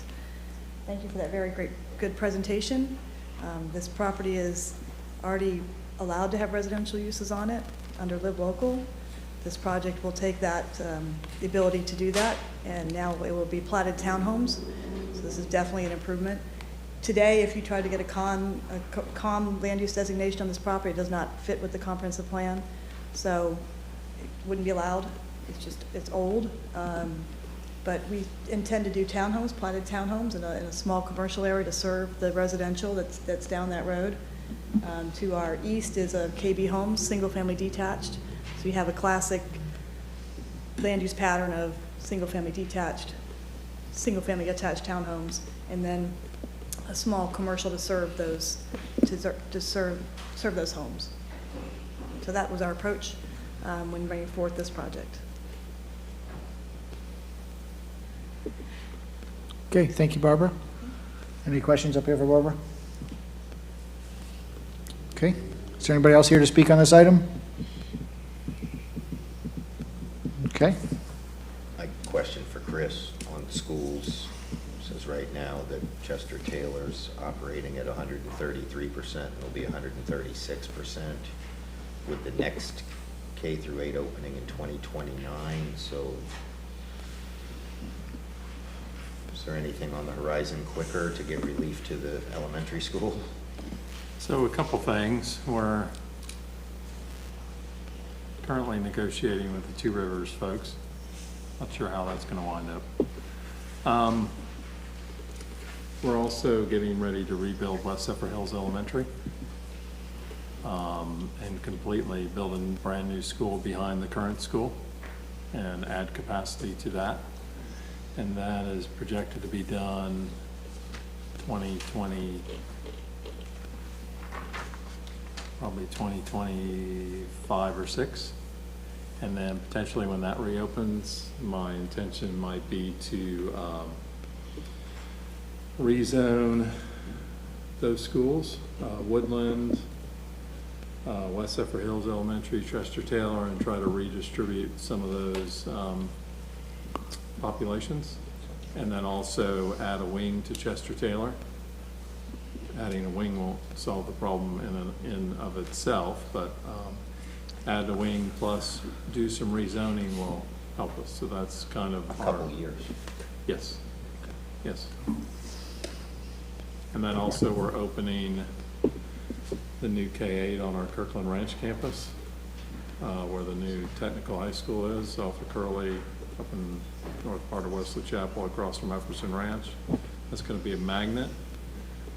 That could have a little bit of impact on the Zephyr Hills area. Of course, more the San Antonio, Wesley Chapel area, but it could have some impact on the Zephyr Hills area.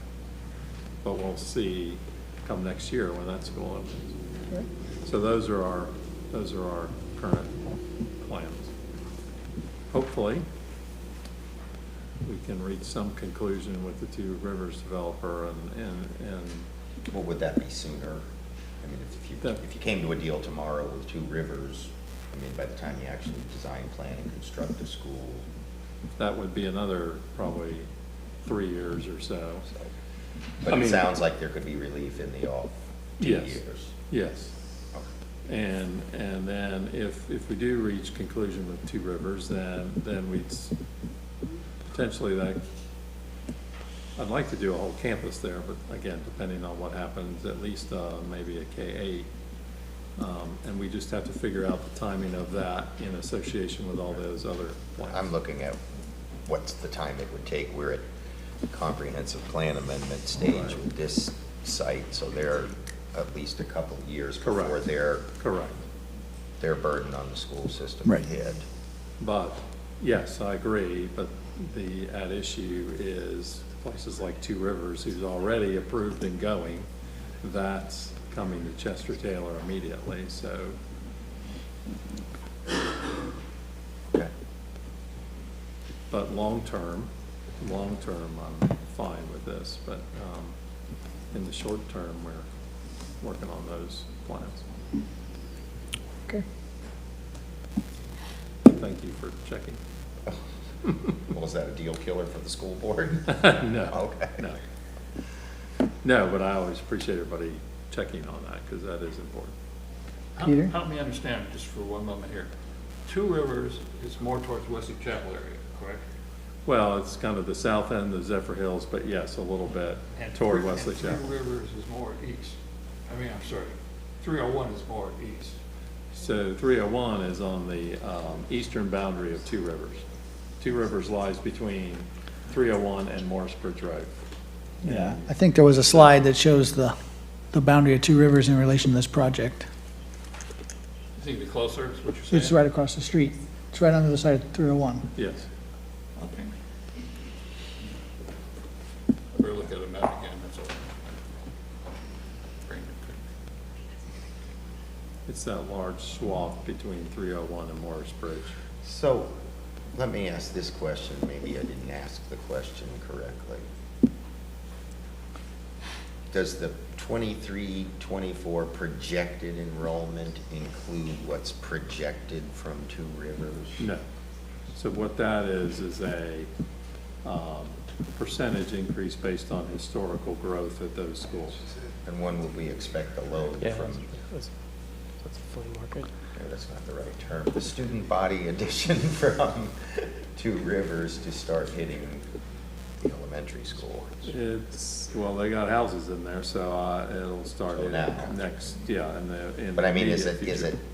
But it, I mean, obviously it won't be the whole thing, you know, it'll be, so these the numbers that are in our report do not reflect the students that would be coming from Two River?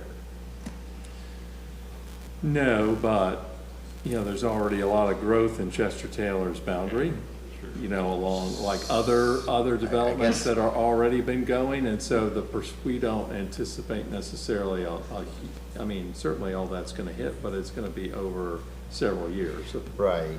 I guess what I'm asking is, this is saying that, I assume that if I'm reading this correctly, that in this coming school year, you're gonna be operating at maybe above 133% capacity?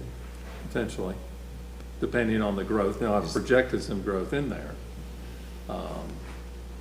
But we expect similar growth in the next. And then how are you dealing with that, with portable classrooms and? Correct, and then, like I said, we're working on a wing to be completed in 2025. Again, the Kirkland Ranch K-8 is opening this coming year. Will that impact Chester Taylor? Probably not a huge amount, but could have a little bit of impact in that region. So, you know, buying time until West Zephyr Hills gets completed, and then probably doing some rezoning to redistribute those populations.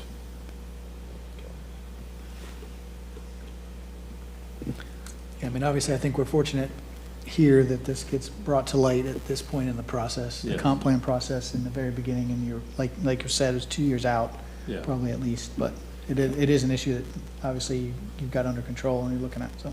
And also, just to back up on that, so Chester Taylor is a smaller capacity school, it's an older school, so it's only like 500 or 600. Most of our elementary schools are more along the 700 or 800, and so that's a small, and that's why, again, why we're adding a wing to that.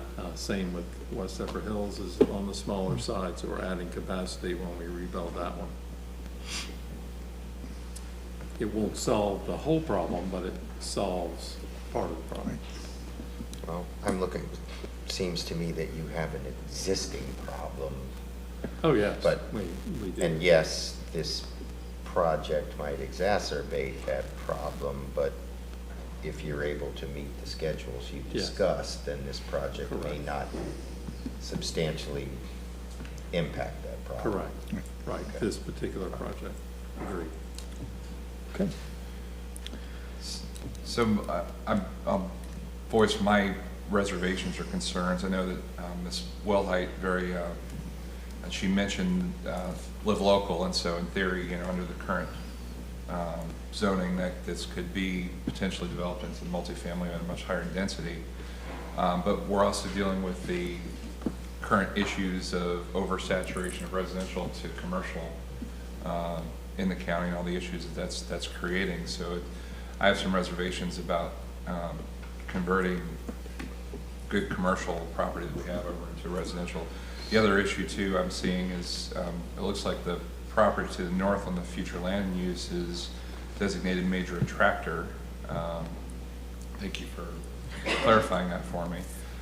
So, if I guess it's currently the flea market, but, if this is potentially developed into some sort of major attractor on the future land use, I don't know if, it looks like everything else around it is residential with very little commercial.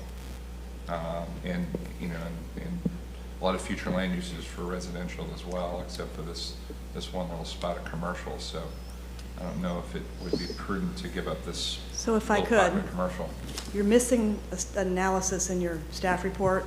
We actually hired, I knew that would be an issue, and we hired a planning expert, and you're missing that report, unfortunately, so you can't see this. Okay. So you should get to see that. So if you would continue this matter, we'll make sure you get that. They went through that, and it goes through all the commercial that's there, what's in Two Rivers, what's the commercial capacity to the north, what's going on with State Road 56, because it intends to be extended. It's a thorough analysis, and unfortunately, you're missing that because it wasn't included in your packet. So we are happy to continue it so you can get that information.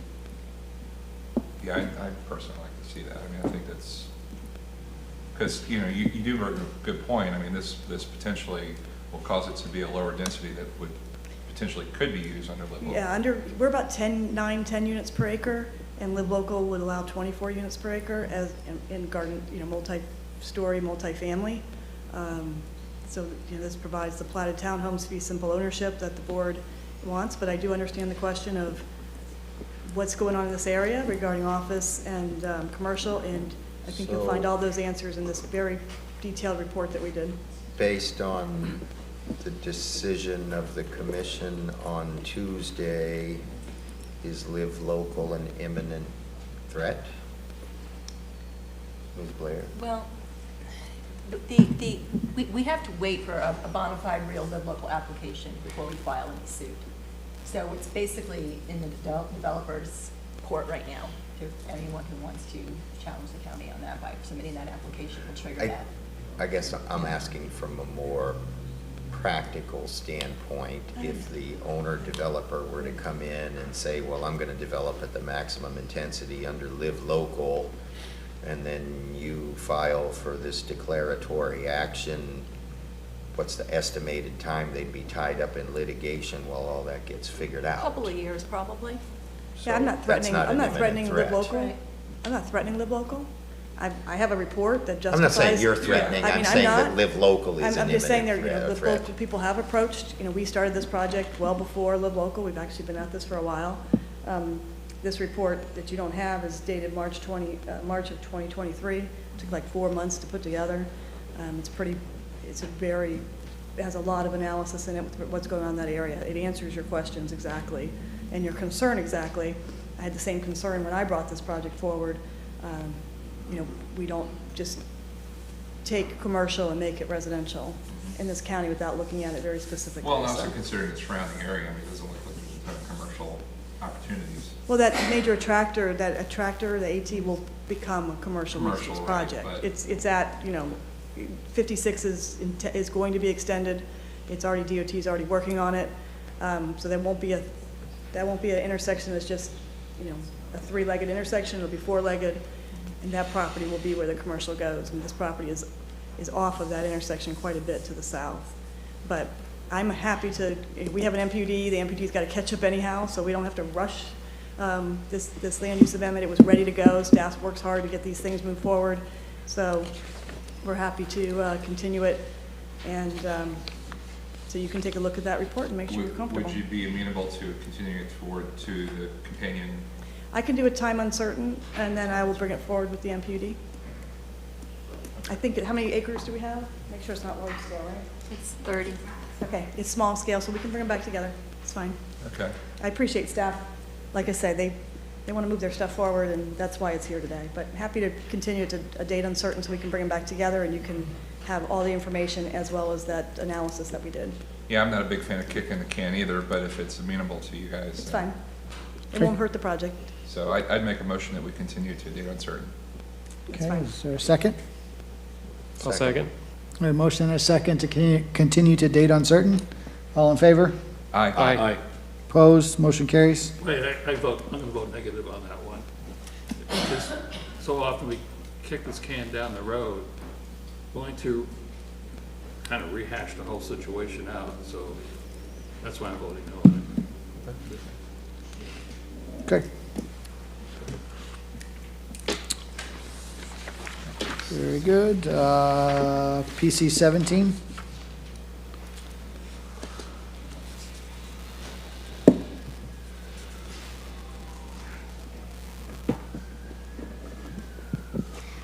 Good afternoon, I'm Kristen King with Planning and Development.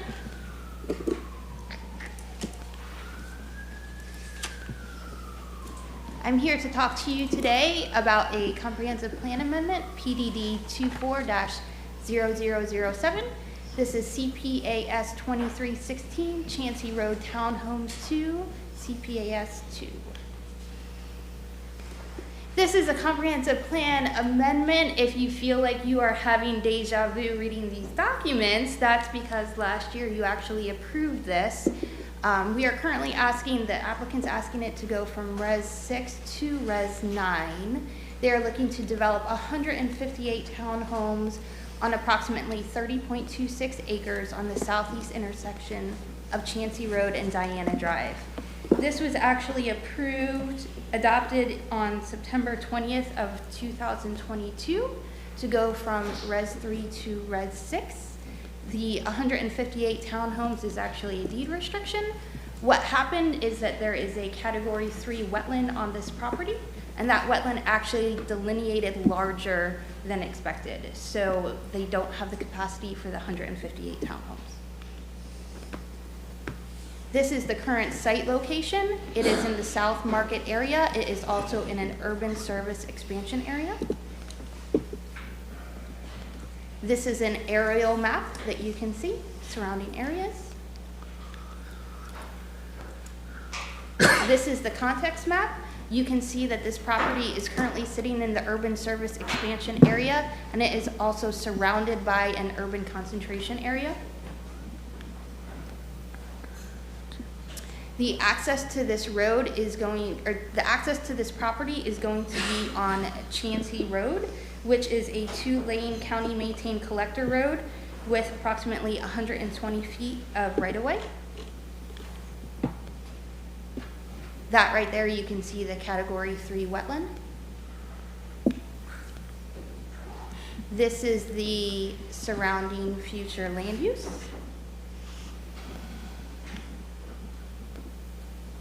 Here is the existing future land use. We are going to it's currently a Res 6, going to a Res 9. The zoning is already taken care of. It is currently a MF1. This amendment is consistent with the comprehensive plan. Policy Flu 1.1.2, concentration of urban densities. Policy Flu 143, transitional land uses. Policy Flu 919, urban service area expansion. One thing that I do want to bring up, we did have a change in the utilities capacity statement that actually just was brought forth today by utilities. There is going to be a revision with the reclaimed water. They are no longer the development within this property will not be required to connect to the Pasco County Utilities reclaimed water system. And that was utilities that made that statement. We are recommending that the local planning agency find the proposed amendment consistent with the comprehensive plan and recommend approval to the Board of County Commissioners. Does anybody have any questions for me? I have one quick question, if you don't mind. Sure. What's the logic in not connecting to reclaimed water? I do not know. That was something that the applicant agreed upon with utilities, but. So I can Sure. actually help you with that, because I Please. had a question unrelated to that. Please. Conversation with Clarify. utilities before the meeting today, and that is because the distance is so great to connect that utilities doesn't want to have developers running long distances of reclaimed mains of which they will have to maintain over the years when there's only the small demand on the end of the pipe. Yeah, in this case, Peter, the nearest reclaim is, it's about 4,000 feet away. Okay, but that's the current. Will there be development down the road, looking down for additional reclaimed water? The reason I bring it up is we know we're in a water shortage. Mhm. Desalination plants are expensive to maintain, to Mhm. build. I just see the long-range plan for the future where this will come back to haunt people who live in Pasco County because of the water shortage. And with more people coming in, population continues to grow, which means we're going to have more homes, we're going to have more lawns. And to me, I think it's important to consider in your discussion is the distance to get to that existing infrastructure. Even if you were gonna saddle the existing developer with putting in all this additional reclaim pipe, the county has to maintain that additional length of reclaim pipe for years with no flow in the line.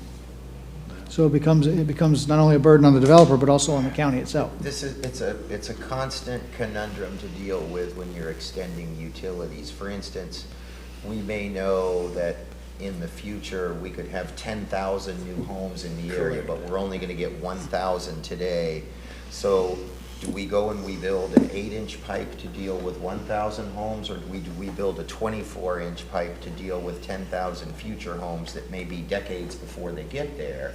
And then the problem that we have is that we have a water main that has so much capacity that it constantly has to be flushed because the water is dead and stale at the end of that pipe because there's no current demand. That stormwater pipes we can oversize, no problem.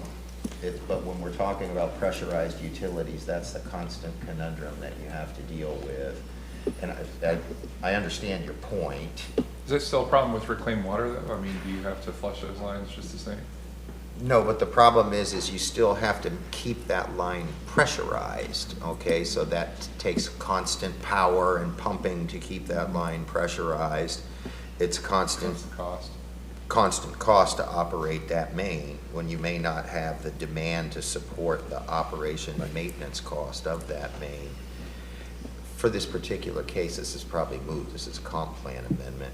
We don't get to condition that we shall connect to utilities, or if there was a rezoning or something, we might be able to do that, but I understand your point. I do too. I will tell you that you're not the only one on this board who has big concerns about the region's water supply. In fact, I spent a couple sleepless nights about it tonight, but then after speaking with our new chairman of the county commission, who's a member of the board of Tampa Bay Water, I feel a little bit more at ease, but I can understand why there's the concern. We all know that additional development in this area will continue forward with either commercial or homes. And I just see I understand where you're coming from about if you install the infrastructure now, it will sit for a number of years. Peter, for this one, I believe this, in this agenda item is really, I mean, remember, this was approved as Res 6. They had to come back and they're getting approval for Res 9. I believe this project is already even further down the road. I believe they already have a service connection application with the county utilities department. So this is really just cleaning up what has already been approved. But I understand your point, a valid point. My point that reclaimed water is essential to to not only Pasco County, but to this part of the state. Correct. So, So I made my point. a question related to the application, and that is, how did the wetland grow? So according to Pasco Mapper, the wetland is 4.16 acres. When it was delineated, it came back at 5.439 acres. So at the current Res 6, they would be 10 units short for the 158 homes. And they didn't So want to build there's 10 no units less? requirement to do a jurisdictional I mean, you require a survey when somebody applies for a rezoning. There's no requirement to do a jurisdictional determination for wetlands because that's key to the calculation of the allowable density. I'm not sure on that, to be honest with you.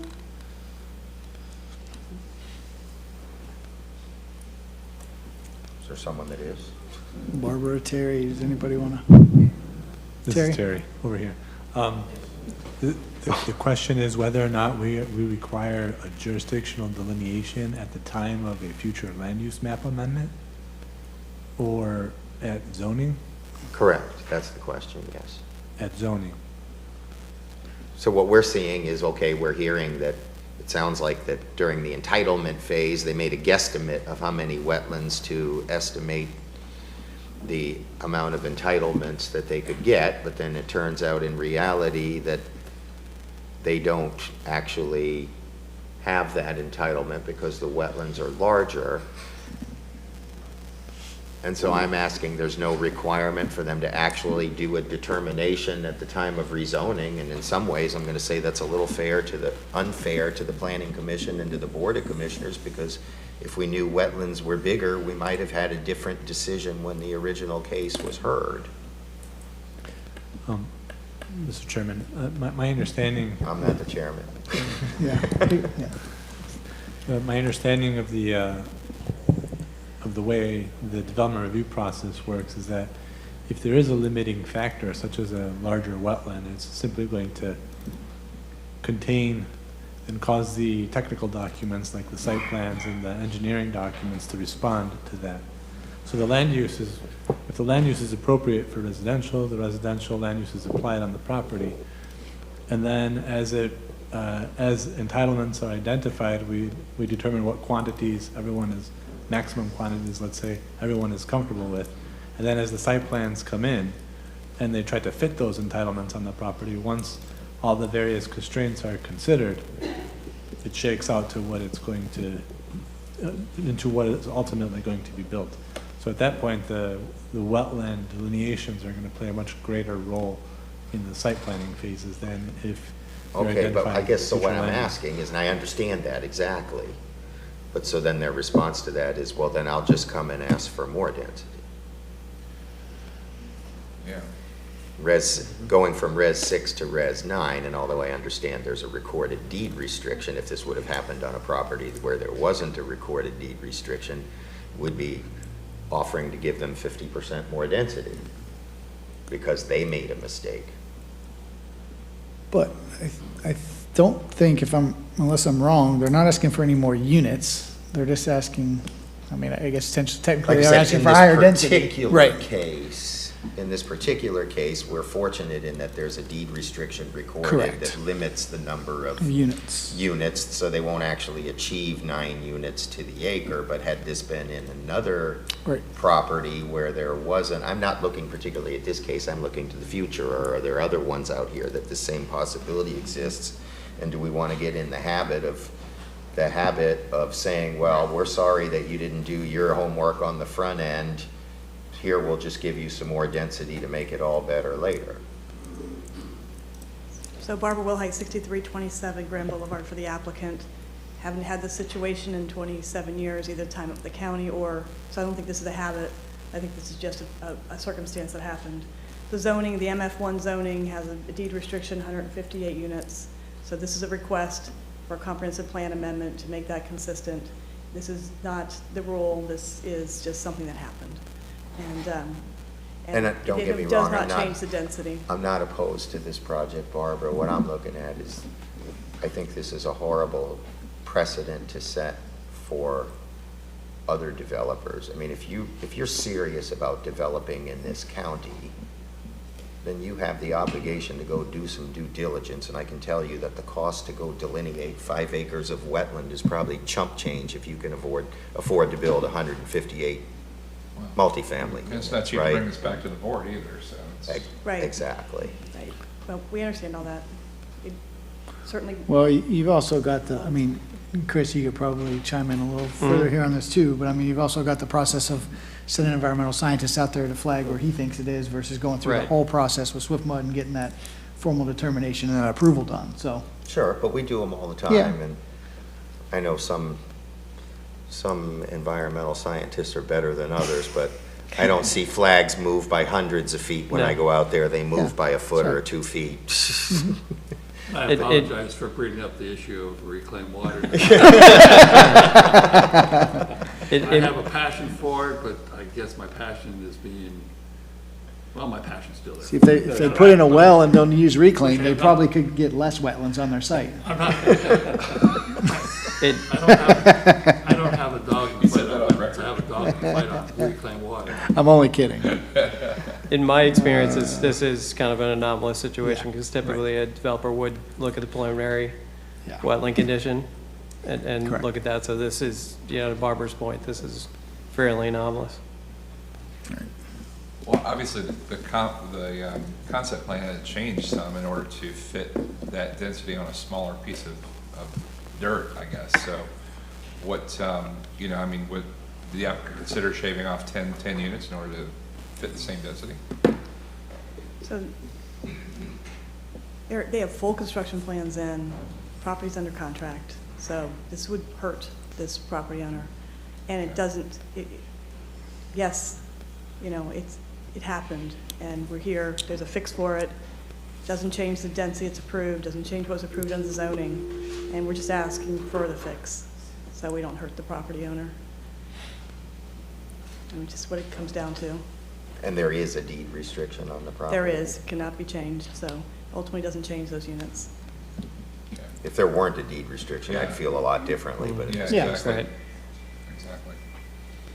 Denise? Yeah, I'm sorry, I've been trying to jump in to say that there is a requirement that if a property has wetlands, you have to submit a wetland delineation survey together with the rezoning action. That is a requirement. I'm not, any idea why, what happened?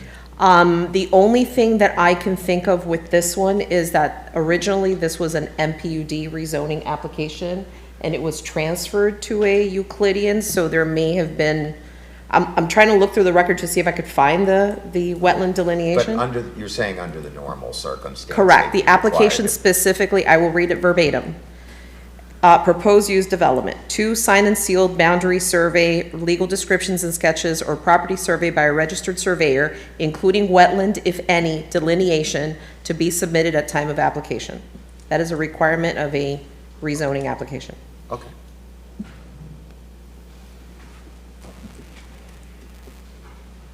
Good. All right. Any other discussion? You have public comment. Yeah. So, anybody here to speak on this item? Sorry about that. We got to talking about reclaimed water and wetlands so long I forgot where I was. Watching the clock. My name is Brenda Doherty. I live at 3106 Maisie Drive, which is south of this development. And my first point is that no one on Maisie Drive got any notices in the mail of the first meeting. I haven't received anything. So I missed the first meeting because the sign is very small. I don't know if you can adjust that sign to make it a little more noticeable. Today I looked at the sign for this meeting and it was flat up against the fence and not visible for when you're pulling in or out of Diana Drive. So many people did not see the sign. And I'm speaking for the 10 people who live on Maisie Drive, which is south and behind where the townhouses are going to be. Had I known about the earlier meeting, I would definitely have come and expressed my objections at that time, but I obviously went too late to the party. It's already been pretty much approved. The big concern we have is not only traffic, but also noise pollution, light pollution, just toxic runoff into the wetlands area. Water, our wells are 90 feet deep. We're concerned about 400 more people using more water there. If there's 2 people per unit, that would be like 400 people, 400 more cars. In addition, all of the surrounding neighborhood is one family on 2.5 to 5 acres. Some people have 10 acres. And now we have this very incongruous townhouse population density, quite larger than everyone in the neighborhood. So Can you I'm put really up a map so we can see where she sad that I didn't lives? get here sooner and get to bring any of those up. It also seems to me that because this is a commercial development, basically, meaning that it's a rental, I'm assuming townhouses are rentals. I have 1 minute. That the people who are renting are not going to be the same as someone who would be buying a house or buying a condo or whatever, as the current residents who all care very deeply about the area. So that's another concern, that these 400 people are going to be renters rather than owners who care whether sandhill cranes are flying Patty, did you overhead. have a map to put up? Are you We're working on it? gonna ask Okay. you if you'll show us where you live, just in general, townhouses. So are- you go down Diana Drive, you go east towards 301 on Schindler, just like a block or 2, actually it's 2 lots. So it would be 2.5 acres twice. And then I live at the end of that. So, yeah.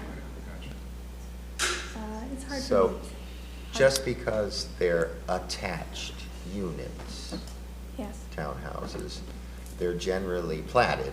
The occupant or owner owns the land under the townhouse. Those are fee simple ownership. Now, not to say somebody can't rent their townhouse, but again, there's no prohibition against you renting your house either, Right, so let me make sure I understand. But it's this not an correctly. apartment complex. So basically, the townhouses will be sold individually, the way a condo would be sold? Yes. Similarly, Okay, yes. I did not realize that. I thought they were just Yes, basically- they'll be individual owners. Now, of course, there's nothing that stops them from renting their property, Right. just No, as I there's nothing that understand. stops you, but Right, right. it's not, Okay, it's not a except they collection don't- of tenants. But they don't have 2.5 acres that they take care of, and it is I different. understand. And the cars, the many, many cars on Chancey Road and on 301, and takes me an hour to go get my granddaughter now. What used to take me 20 minutes takes me a full hour, so. So if we weren't to approve this today, well, they wouldn't get 158 units because they don't have the density entitlement, but they might get 150 or they might get 149. So I don't think there's any stopping the train. What we're really No. talking about is the last 10 or 12 units here today. I understand that. And I know this is probably not the place or the time I am for me to- concerned a little bit, your comments about the sign. Where did you see the sign? The sign is on Chancey Road. It's facing Chancey Road, so if you pull into our Diana, it's back in the weeds against the fence. It's a farm fence. Okay. It's back there against the fence. Every person, I called a lot of And people. then did to- you get a mailed notice? No, I got no mail notice of any kind. The only reason I knew about the meeting was actually because my neighbor, who lives on Diana, had written a letter about the ecological impacts that she was worried about. And she mentioned the meeting. I was like, what? I don't know anything about that. And none of the people I talked to on Maisie Drive got letters or any kind of notice of any kind. Which So- one's Mace? But Maisie is not on the main draft. So normally in our report, in our staff report here, and I don't see one, they normally show the radius in which they noticed the public Right. about the hearing. I don't see that exhibit in this report today.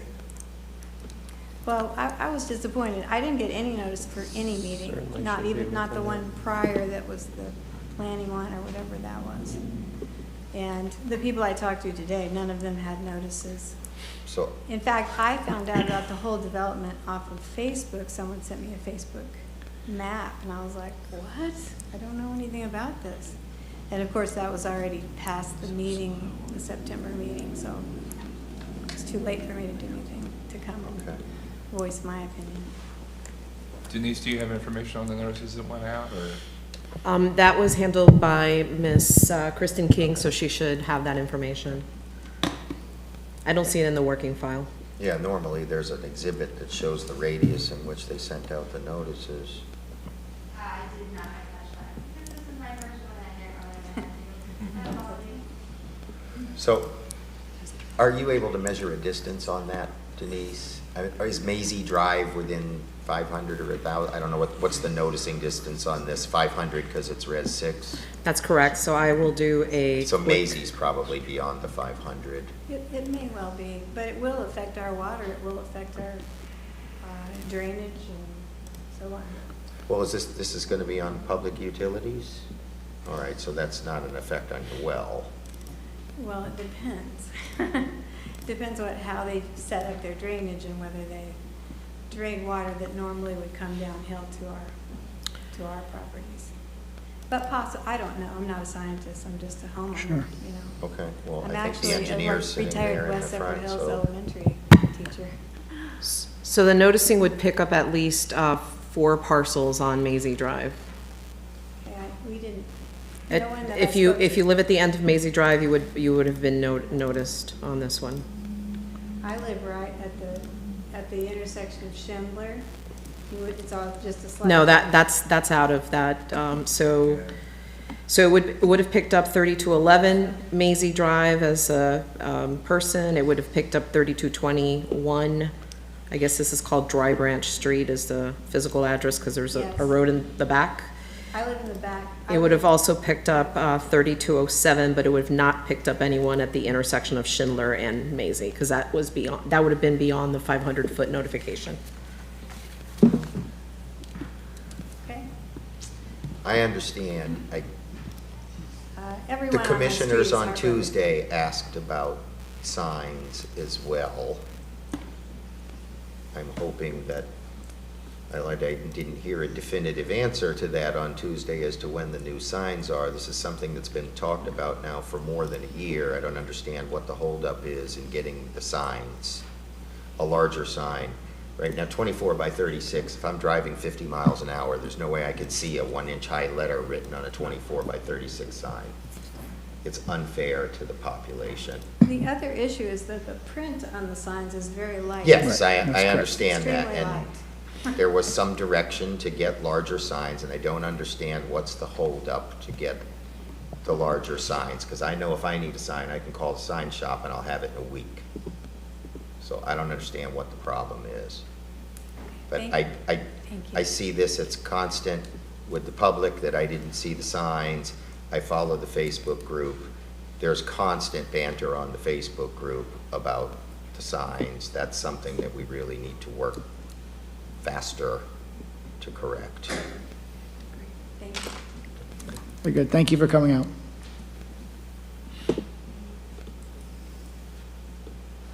Barbara Wilhite, we have noticed it, I mean, we noticed 3 times now, this property. The property just falls out of the 500 feet. There is a board meeting. We will go out and make sure we move the sign so it has more of an angle. As well as we did put the neighbor in touch with the engineer who's got construction plans in for review right now. And the offer was, she's got neighbors that want to ask questions. He's made himself available. So by this process, she actually has the ability to talk to the engineer and talk about, you know, whatever it is, the questions. That's where she can get the answers regarding drainage and flow of water and wetlands and stormwater ponds, and because they had a conversation before at the beginning of the meeting. So that process will go on, and her neighbor, she'll get her questions answered, and they'll be able to give input to the client and their engineer. Very good, okay. Any other questions? I'll echo what John was saying, though. I think, you know, for the BOCC and staff that's listening to us, we definitely need to improve our noticing abilities, because this is not the first time we've had someone come up and say they didn't hear about it, they didn't see it, they didn't see the sign or whatever, so it's definitely an issue. It just seems that it's an easy problem to fix. We shouldn't have to have constant complaints that I couldn't see the sign. Right. Right, yeah, so not our job to fix it, but for those that are listening. Wait, just a second, we brought up a problem, can we make a suggestion? I mean, I've seen some counties in the area who had, Brad, do you want to weigh in? Mr. Chairman. Okay. Yeah. Since Terry's hanging out over here, I'll weigh in real quick. This is on our front burner. We are in the process of revamping the entire notification process, everything from the website to the signs, all of it. So it's going. It's not forgotten. There are some complicated aspects to it because we're transitioning a few of the pieces and how they're done. For example, the county currently buys the signs in bulk, and everybody has to come and pick up signs and do different things. We're kind of changing that whole thing as well. So there's a lot to the process, but it is front burner. So, Any idea time frame? Mr. Chairman, this is Nectarios Pitos. There we go. The timeframe that we're shooting for right now is February, March. Okay. Yeah, for both revamping the notification process and the signage. And then are you still going to be buying the signs in bulk, or will the applicant buy their own signs, or how will that work? That's going to be worked out in the next couple weeks. But yeah, all of that should be, we're targeting February to March. I'm making that public, but that's how front burner it is for us. So hopefully we can hit that target. You know, there's a lot of priorities on the desk at the moment. and it's a change in size of the sign as well as a change in design of the sign. So we're not going to have that small, illegible print any longer. I think that's So probably the there's biggest quite a few- problem. yeah. And, you know, you get a plastic sign, and then you get rain, and of course the ink runs off, and the sign is blank after a few weeks, especially in the summertime. So Yeah, and there's some issues about, you know, where do you put them? If you're in the middle of a stretch of roadway where traffic's going 50 miles an hour and there's not a stop sign there, you know, where do you put it? How do you put it to catch people from both sides? You know, there's a lot of things that are in there, but it's in this package that we're going to be bringing forward next year early. No, I think that'd be good. Thank you, guys. Yeah, I know there's some discussion at a previous workshop too about in the electronic age, adding some electronic means of notification as well, you know, through, whether it's through social media or what it is, so.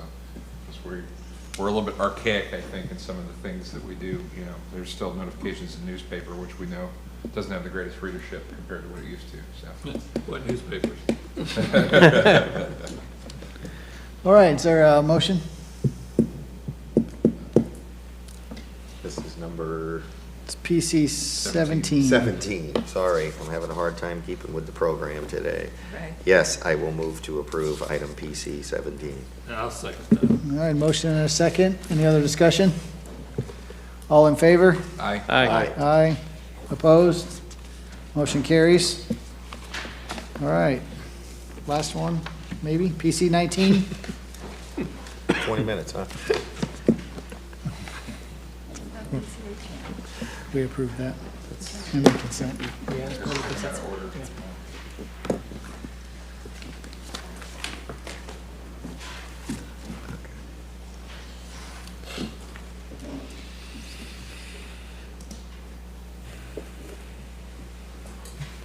Good afternoon, Lauren Fling, Planning and Development.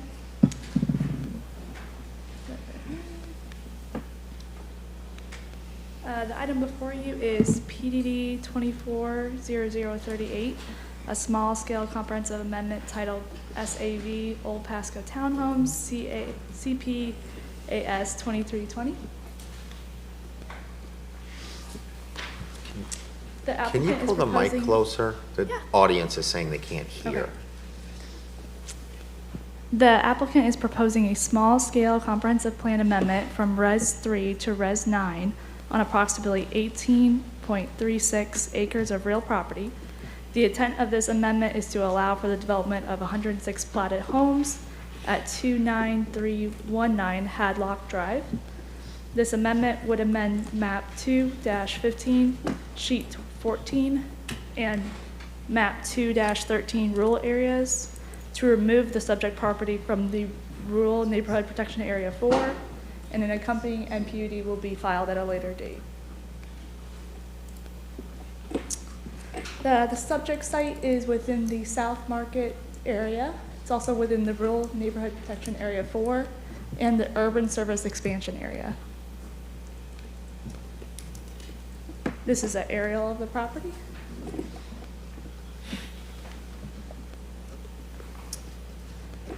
For our contact map, the subject property is located on Old Pasco Road, north of Overpass Road.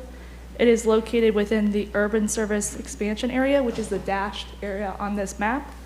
It's also along the west side of Interstate 75. The subject site is on the east side of Old Pasco Road, across from Grantham NPUD, and within approximately 3,000 feet of 2 large Pasco County school campuses, which can accommodate the increase. There is a Cat 1 wetlands on the property, less than an acre, and the boundaries of this wetland will be assessed at the time of site development. The existing future land use is Res 3, with Res 3 also to the south, north, and east, and Res 1 to the west across the right-of-way. The proposed future land use is Res 6.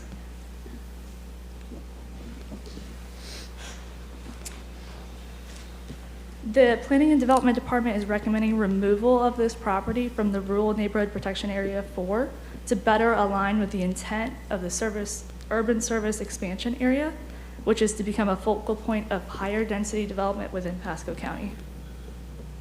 Here it is on the larger map and a zoomed in portion of the Area 4. The proposed amendment is consistent with the following comprehensive plan policies. Policy Flu 919, Urban Service Expansion Area. Policy Flu 143, Transitional Land Use. Policy 812, South Market Area. And Policy DGR 531, requirements to minimize adverse impacts to wetlands. And in conclusion, the Planning Development Department is recommending the local planning agency find the proposed amendment consistent with the comprehensive plan and recommend approval to the BOCC. Okay, thank you. Any questions for staff? Can you show a map? Yeah. Or do we have a map that overlays the urban service area over this rural protection area?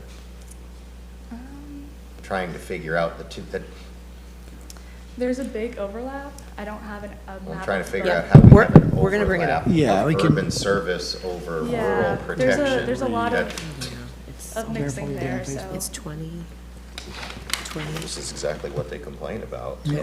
Right. 25, dash 20, dash 4 zeros, dash 0050. And maybe while they're looking for that, so the thing I'm struggling with is Res 6 seems a little inconsistent with what's around there. So if you want to speak to that, and then also, Urban concentration area. unless I'm missing something, it looks like you're kind of taking a donut hole out of the rural protection area. So Exactly. I'm not understanding. Under land use Yeah, plan. so it was Click the recommended by urban county concentration staff area. to remove that parcel just because you can of the also inconsistencies click the within the rural comprehensive area. plan So between that'll the urban overlay service the rural area area and the rural and the neighborhood urban- protection area, and the urban just because the vision of both of So- those don't align. So, well, together. so, all right, so, and as Chris says, this isn't a nibble off the edge. Right.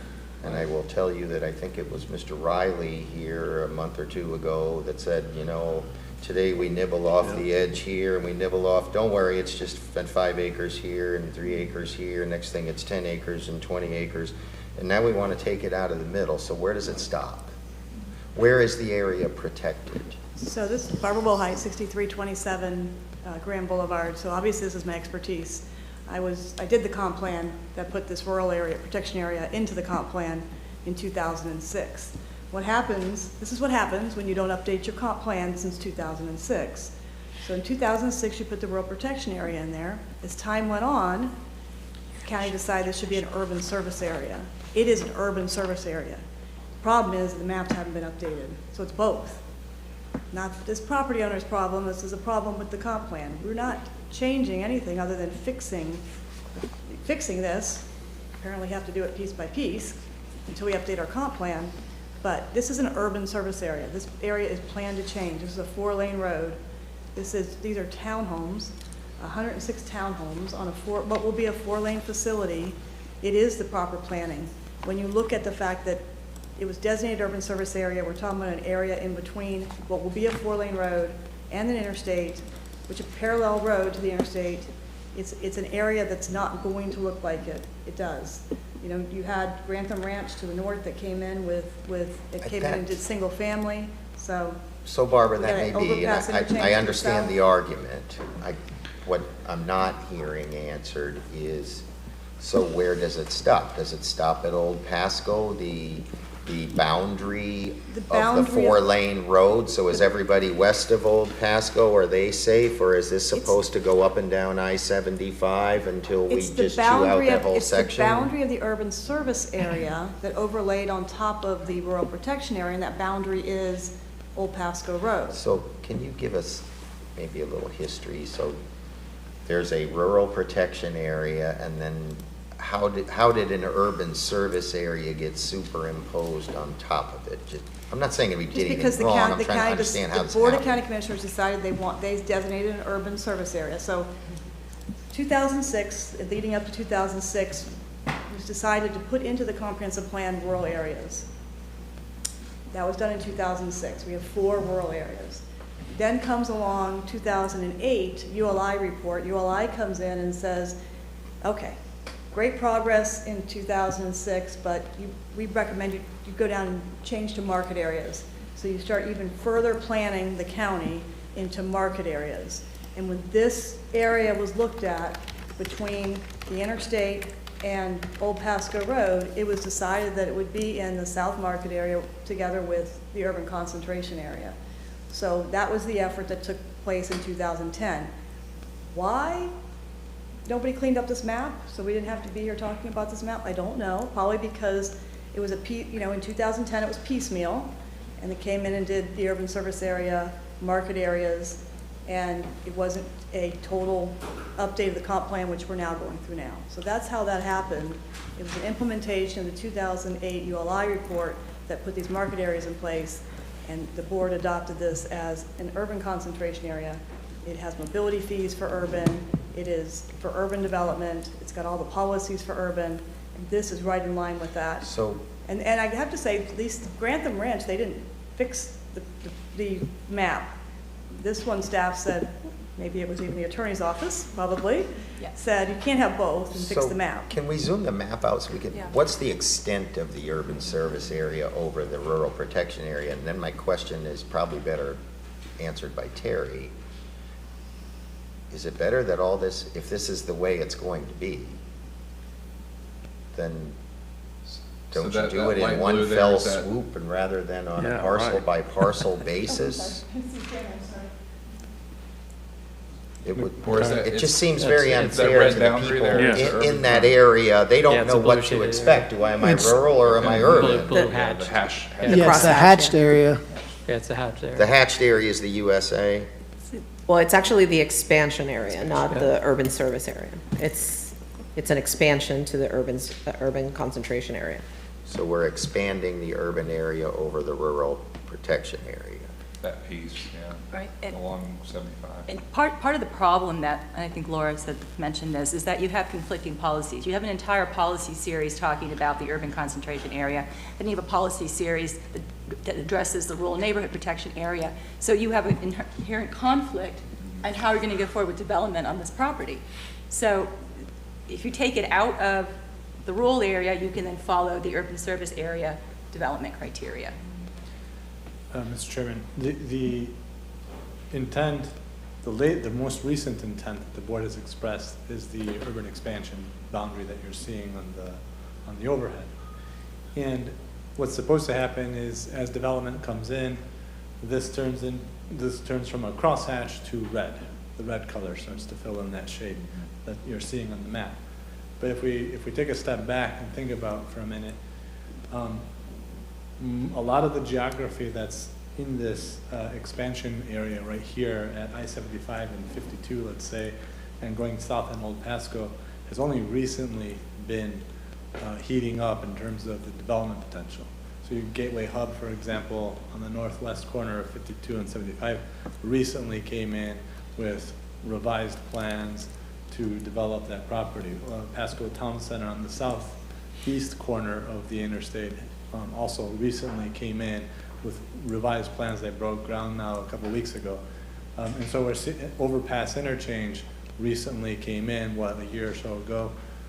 So you're seeing a lot of new interest in the area, and what's going to happen is the recent intent of the board for the expansion is taking hold. To Mr. Moody's point, is it makes sense for one fell swoop to just make the adjustment and make this expansion red. That's certainly an option that we can pursue, and I think staff is already looking into making that change in the maps, to Barbara's point, to update the comprehensive plan. How long would something like that take to kind of go through the motions? I think it's actually being worked on right now.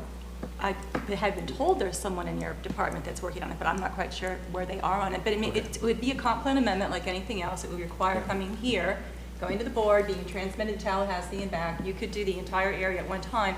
Though there does, of course, it could be staff initiated, and we do have a noticing would have to be done, to the folks who have property in that area and around it. The latest that it would be done would be part of the Pasco 2050 update, which is happening this year. The writing of the future land use element is happening this year. But when would that be implemented? The Pasco 2050 plan? Yes. It's scheduled on our project management timelines for 2025. Writing this year, adoption next year. Can I ask a quick question? Have residents of this area been notified of this? Because I know people that live out there, and they're not quiet about this kind of issue. Do you mean when this map was adopted by the Board of County Commissioners years ago? Because it was actually went through the process of a public hearing and adoption for the urban service area. How long ago was that? She said 2010? Barbara might have better recollection, but it definitely was after 2006. Yeah, it was 2010. Okay, it would have gone through the regular comp plan amendment adoption process because it's actually in the comprehensive plan of the future land use map series. I'm just surprised they didn't rectify the rural. Right. Yeah. They overlap, yeah. At the same time. Right, I agree. Might not have caught it. I mean, that's not the applicant's problem, but obviously. And there are other expansion areas besides this one here. Isn't there one that goes up the Suncoast Parkway? Yes. And does that also affect a It looks like there's one to the east too. protection area? I'm not seeing an I don't know, overlap with John. that one. Yeah, I don't think there's any overlaps. No. I mean, I understand we're talking about a board from the past, and my bigger concern is how does anybody have any expectation when they buy or invest in an area? Okay, I'm in an area that's protected to be rural, and then some other board comes in and declares this is going to be urban, but yet the map still says I'm rural. How does anyone ever make a decision? Well, and vice versa for the developer. And I'm not sure where I'm at. It just seems like it needs to get fixed one way or the other. It's either urban or it's rural, but it ain't both. Yeah. I think the answer may be that you look at the surrounding context and see what's actually happening. Well, I think about what's going on case by to the case. east of the interstate, and I mean, although it's a big area of controversy, we know that that train has left the station and Connected City is on its way. So, But I have a question, maybe this is for Elizabeth. So there's the development that's just to the south of this. So did that meet the criteria of the rural protection areas? Because that doesn't look like it's got pulled I have out of. absolutely no idea. This came to my attention because in Barbara's application narrative, she referred to the Grantham Ranch MPD and how it was not taken out of the rural area, which I thought was amazing. How do they know what their entitlements are? How are they developing it? I don't understand how this works. So that's when I said, well, we know about this one now, we should be removing it, you know, from the rural area. And then I was then learned that there was this concept of going back and cleaning up the entire map at some point.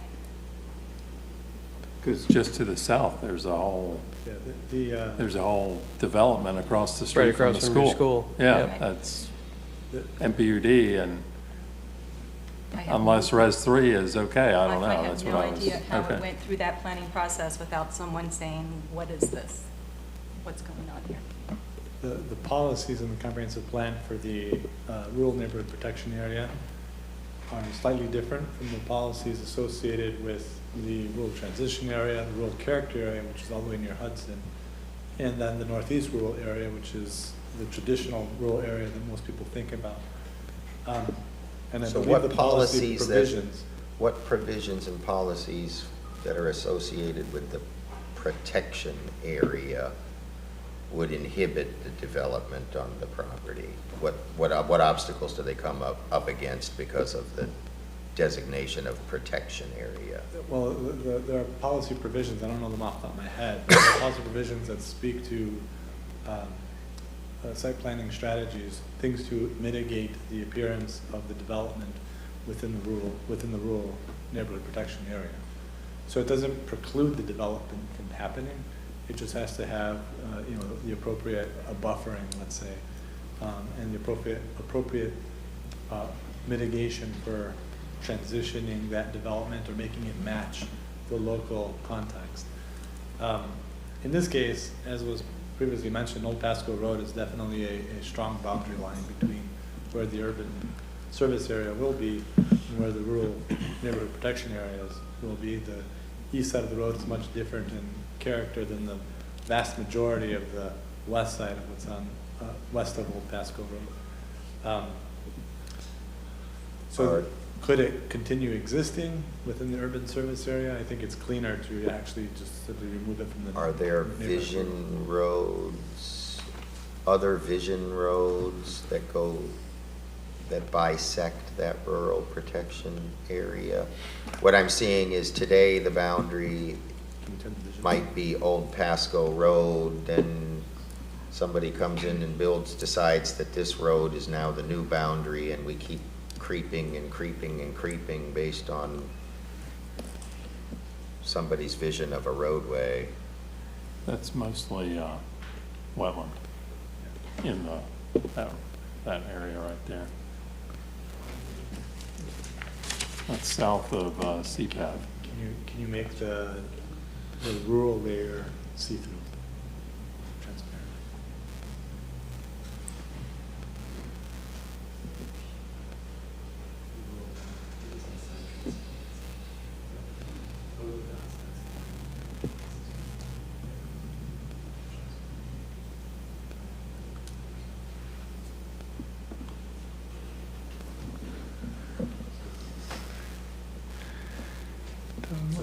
The Pasco mapper is representing the highway vision plan functional classification roadways that are in the comprehensive plan.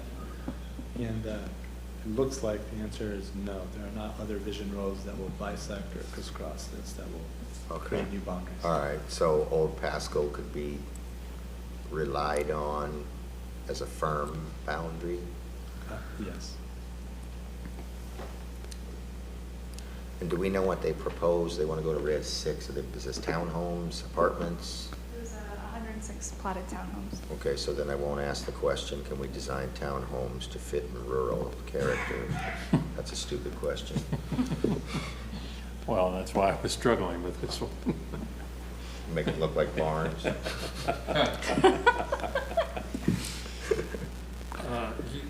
It's truly the barn dominium, right? Townhome homes with your horse out back.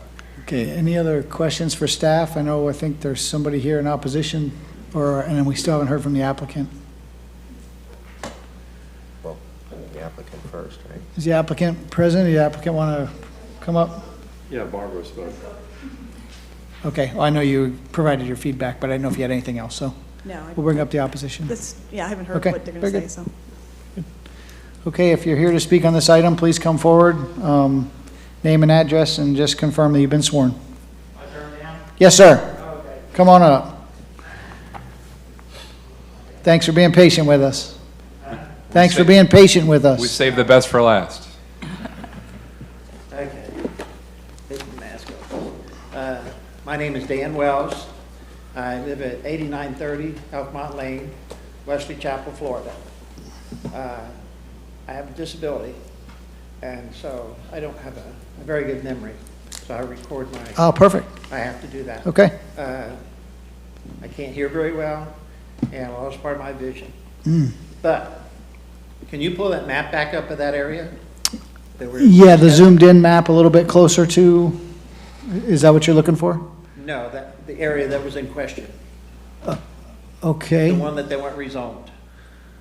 Okay, can you see the screen okay? I can see the screen. I'm not, yeah. You want it zoomed in more than that, though? I mean, that's the area in question, is right in the middle of the Show screen. boundary line The of- Do you want to boundary? show the PowerPoint 18 better? acres. Yeah, maybe the PowerPoint. Okay.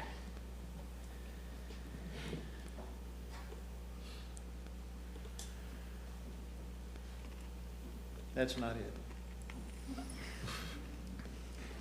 It's coming.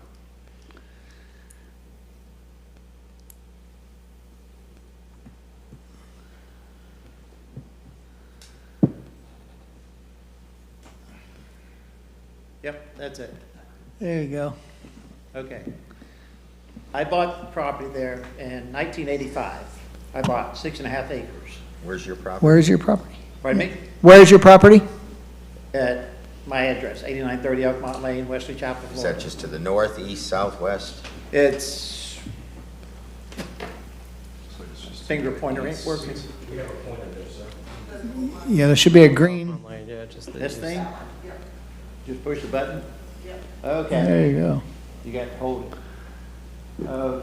Where's Elkmont Lane? Right here? Right there. Yes, sir. Yep. Okay. That's my property there, right there. Okay. Yeah, here's mine. Okay, we got that now. The clerk just needs you to go back to the podium, though, in order to speak, so she can make sure she captures what your recorder's capturing. All right. That's my property. Now, all this property in this area right there was originally owned by Dudley Thompson, K.E. Morris Alignment. He sold us this property in pieces. The restriction when we bought it was you had to have over 5 acres. You had to build a house on it, or you had to have a double wide trailer. Well, I couldn't afford a house, so I bought it double wide. Okay. And I moved out there in 1987. So I've lived there 36 years. Mm-hmm. Now, for somebody to come in a few months ago and buy some property and say, well, I'm going to change the zoning because we're here now. But I've been there 36 years. And my deed had the restrictions, 5 acres. You couldn't split it up and build a whole bunch of different homes. And we don't need more homes there. We don't. Just close the border, so you don't need homes anymore. So our property should be protected, like it says in the paper.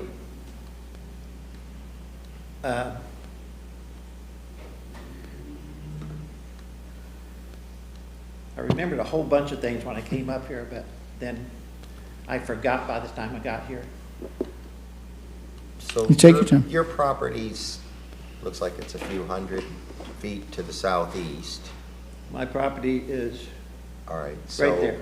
if this gets approved and this gets developed as townhouses, how is that going to impact you? Okay. What do you perceive? A couple is days gonna happen? later, a couple days ago, I found out my neighbor right here sold his property. And I looked, and he sold the property to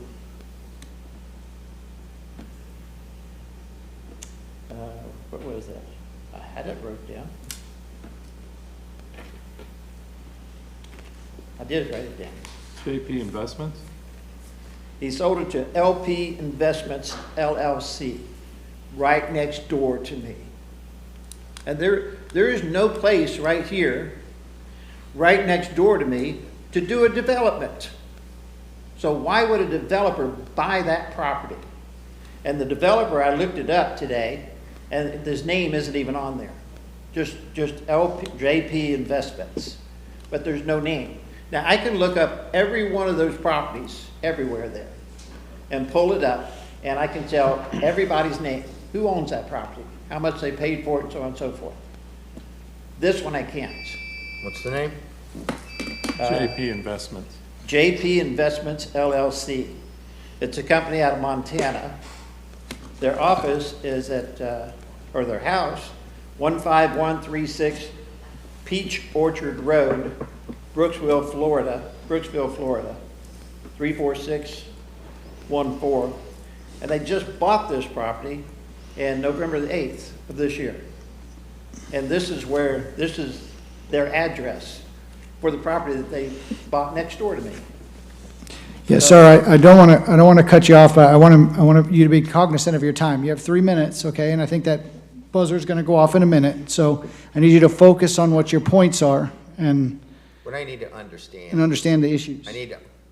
I have to make a recommendation to the Board of Commissioners. And I got to understand, does this affect me? Okay, I understand your neighbor buying and possibly developing, and unfortunately, I'm not able to get to the Sunbiz site to tell you who JP Investments is, right? Well, if the people up there. But at the end of the day, I want to know, how does this project affect you? They're going to develop that one. So like you said earlier, I think, was it's going to get it, they're going to take pieces out of it progressively, okay? Well, that's I don't have much longer to live. Wait until my kids inherit the property and then rezone it and let them worry about it. I live here. I've lived here all this time. I don't want to move. I can't move. I'm too old to move.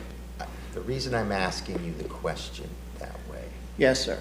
Is that, well, this is a comp plan, so this is legislative, but in a quasi-judicial hearing, just because you don't like something isn't grounds for us to deny it. You have to cite a reason that's associated with the comprehensive plan or the land development code. And just, I don't like it isn't listed in the land development code. So you got to tell me what policy that the applicant is violating, and then how it's going to detract from your peaceful enjoyment of this property. And then maybe we can give some consideration to that. Okay, when we had a big storm a long time ago, and there's water comes across here, across my bridge, and comes back in here, and goes right through this property right here. There was a bridge right here, or a road, you know, and right now it has 3 culverts there. This water going right through that property there to the other side, which I'm not sure if it's showing it there or not, but that culvert right there, I go, real good rain. What are you going to do with that property when it rains, and then where's the water going? You know, and this road here, Hadlock Drive, years ago, we couldn't even get down that drive. It was all washed out and everything. I worked for an asphalt company. I bought asphalt from them. And they allowed me to pay for it over time. But I put $28,000 worth of asphalt on that road for a half a mile. Okay. So do I have an investment in this? Don't want somebody else coming in and moving in a whole bunch of people there, or even next door? If this gets approved, it's going to be pretty easy for them to approve it next door, I'm sure. So like you said, my time's almost up. I still have 3 minutes according to this. Yes, sir. I mean, I think the timer went off about when I made my statement, so I guess we'll give you another minute if you got another point or two to make, but we gotta cut it short. Okay, well, the thing is somebody from out of state, say from New Jersey, this company's from New Jersey. They, just a few months ago, they incorporated four more companies. This same company that's trying to do this. I don't know, I don't have a point there, you know, other than, you know, they're gonna start eventually taking up. We moved out here because it was peaceful, it was quiet. You know, you couldn't build anything out here unless you had 5 acres. Now, if they want to change it so that you can build 100 things on 5 acres, or 18, whichever, or 120 things on it, you know, that's not what I signed up for back in '85 when I bought it. No, we understand your point, sir, and honestly, looking back at the parcels, I think the 5-acre requirement somehow set sail a long time ago, because a lot of your residents around you have smaller pieces than 5 acres. But I understand what you're saying. Thank you for coming out. Okay.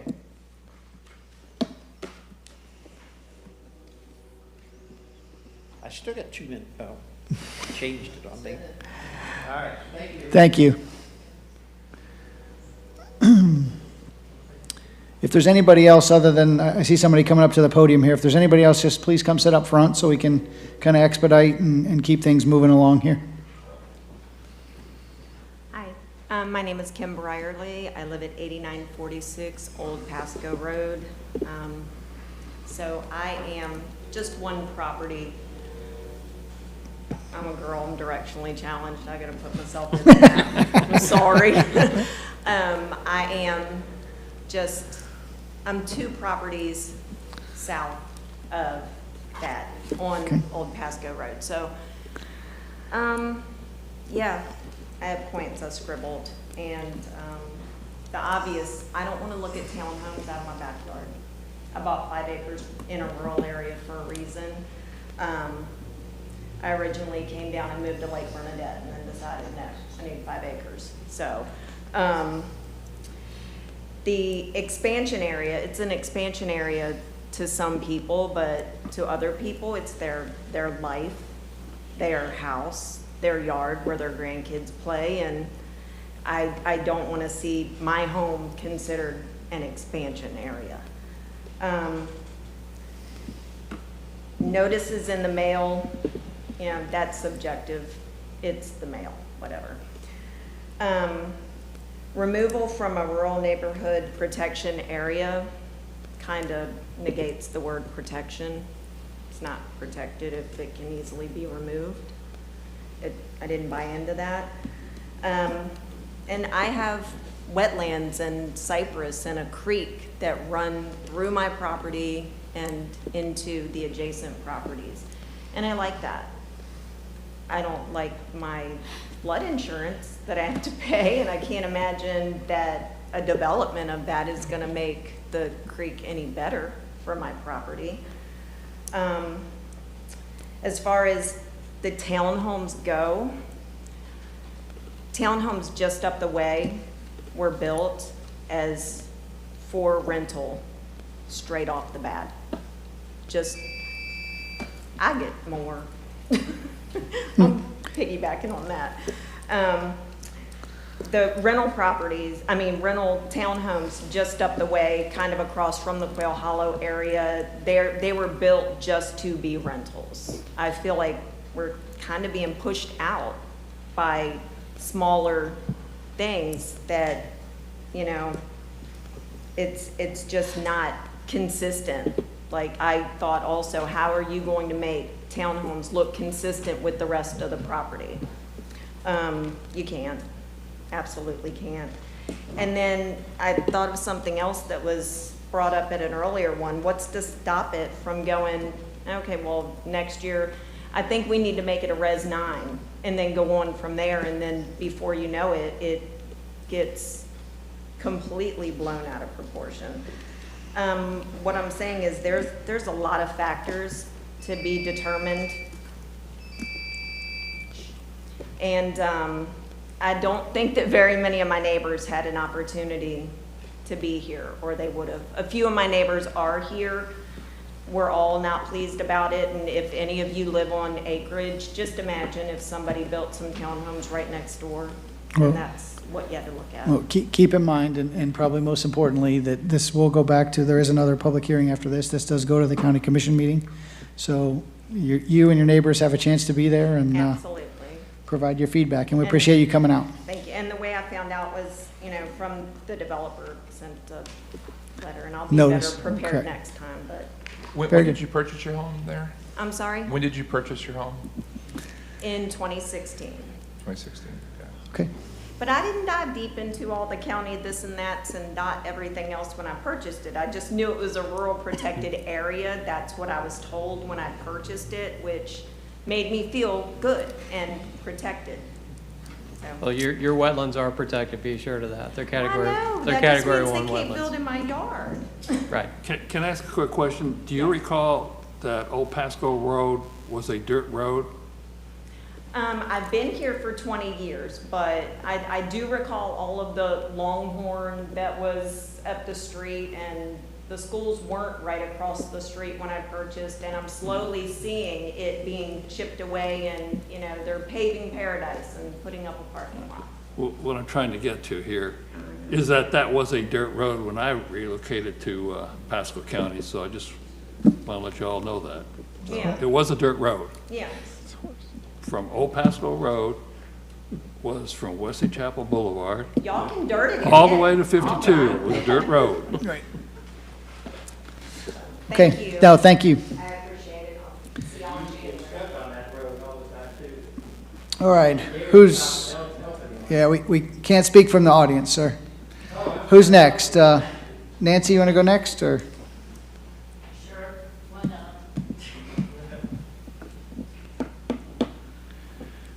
Nancy Hazelwood, 34110, A Nice Place.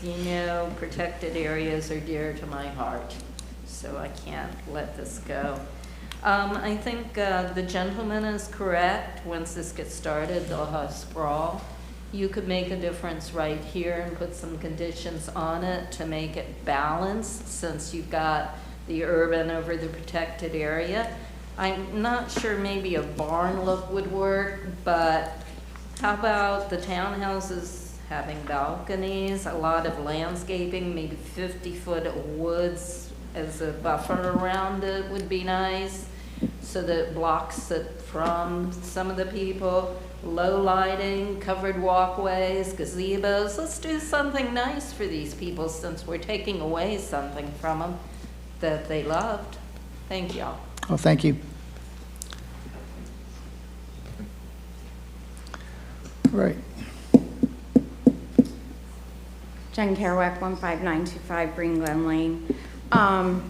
I'm just, as I was listening and I was looking at policy under the comprehensive plan, FLU 2.33, states the requirements for rezoning requests, and I didn't see it on the memorandum. Maybe it was done or not, I don't know, but if you go to 2.3.3D, there's requirements for the development plan that I didn't see in the on the agenda packet, and it says that at D1 it needs to describe how the proposed development will maintain and protect the existing rural neighborhood.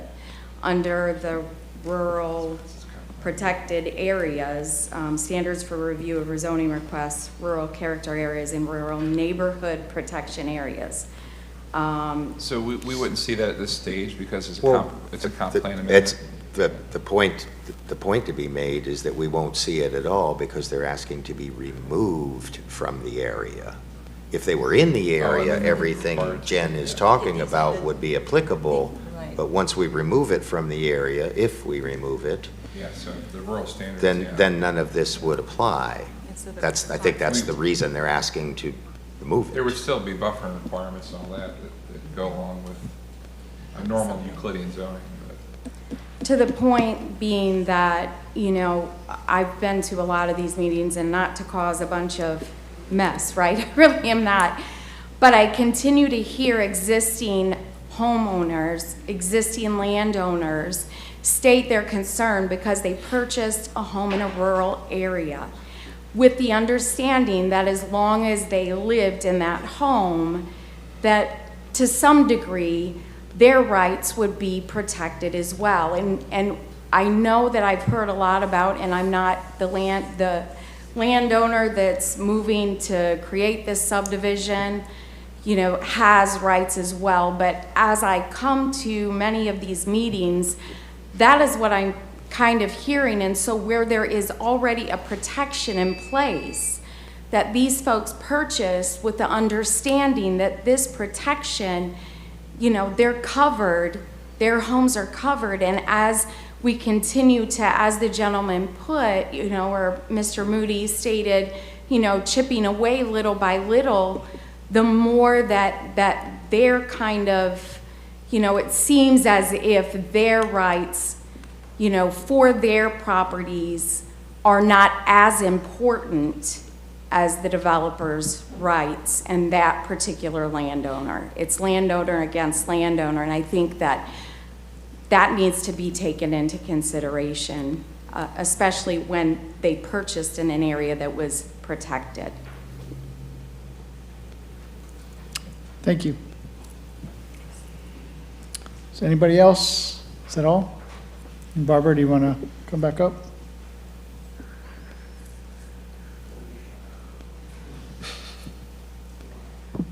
So I have Christy Barrero here, and we could continue to go on with this, but this is another situation where I can't talk to you about buffering because I don't have the MPD plan here. We can't talk about any of the things that you've heard that they want us to address because we don't have the MPD plan here. We'd like to continue it so we can bring the MPD plan back. Perhaps I said I had all these with comp plans and MPDs, and I let a couple go forward without my MPDs. And I think we would do much better if we had this conversation with the MPDs. We haven't heard any of these comments, so this is a good, you know, this is a good process that we spent the time to hear the comments. But we can either have Christy Barrero, you know, present, or we can continue and to a date uncertain, and we'll bring the MPD back so that we can actually talk about, you know, the layout for this project, what our buffering is, what we're proposing. So that's my recommendation, but I'm happy for Christy to come and talk to you as well. Anybody up here? You know, I have to be honest with you. I know a number of people out there, and there are a lot of businesses out there. For instance, I know one gentleman runs a baseball camp. Another individual runs a horse riding academy. That was this place. This property was a commercial This was horse it at riding one time. Thank you. operation, yes. I didn't know they had moved on because I know some of the people that have utilized their services. This is a nice area. It's a rural area, as you well know, and I can understand why some of the people who own that property would want to convert it over to income property for them and for the benefit of some other people. But, you know, I want the board to understand in the Groves area, as you probably well know, Barbara, that there are a number of apartments already there. And I mean a lot of apartments are built around the Groves, the theaters, and as I said earlier, I know other folks that live out there too. Some of them retired out of the military, and they like it out there. So I'm kind of curious on why they did not show up, because one of them is in the construction business himself and owns a fairly sizable construction firm in Tampa. And so, folks, I know how I'm going to vote on this down the road, to be honest with you, so I'll end it there. Yeah. It is a nice area. So do you want to hear from Christy, or you want to continue? Chris, do you want to Well, I have a provide feedback or question? So, I mean, Barbara, I understand your explanation of the service area expansion and all that. What I'm still struggling with is everything around there is future land use of Res 3. So all of a sudden now we're flunking down to Res 6. So if you can help me, maybe it's something to do with urban expansion area and help me get my head around that. So we have Res, again, old comp plan, Res 3s, Res 6s, Res 9s. This is we're talking about what's the product in this location on a future 4-lane road, in proximity to your schools where you've invested in. We've got Grantham Ranch is single family. This is a townhome project. This is a lower density townhome project. Townhomes can be up to 9, 10 units per acre. This one, we're going to stay under 6. So it will be a much less dense townhome. But we talk about planning principles with your planning director. And when you have an urban concentration area, this is planned to change. And when you look at what this facility will be, it started out as a dirt 2-lane road, and now it's going to be a 4-lane parallel facility to 75. The area is going to change, and so when you look at that, that's why you go from 3 to 6. I hope when they do the comp plan, we don't have 3s to 6s anymore. A lot of them do low density, a lot of plans do low density, medium density, and high density. And then you would just fall in medium density for suburban development, as opposed to these distinctions between we got to change from 3 to 6 or 6 to 9, because 3, 6s, and 9s I think are all suburban densities. Where's the next nearest project to this? So yeah, you can't see, unfortunately this is too close, you can't see their schools, you can't see, but I think Christie was gonna pull out a little bit. Yeah, I mean, I think some key things to highlight here, I mean, you're 1 mile from overpass, where they just built a whole intersection and a whole interchange at I-75. And you have the schools, and you Yeah. have I mean, you're Grantham, and there's a lot. Half a more mile from the going on. school, half a mile or less from There's Grantham Ranch. There's a single, well, you can see that single-family project just to the south. That's Single-family Grantham. detached.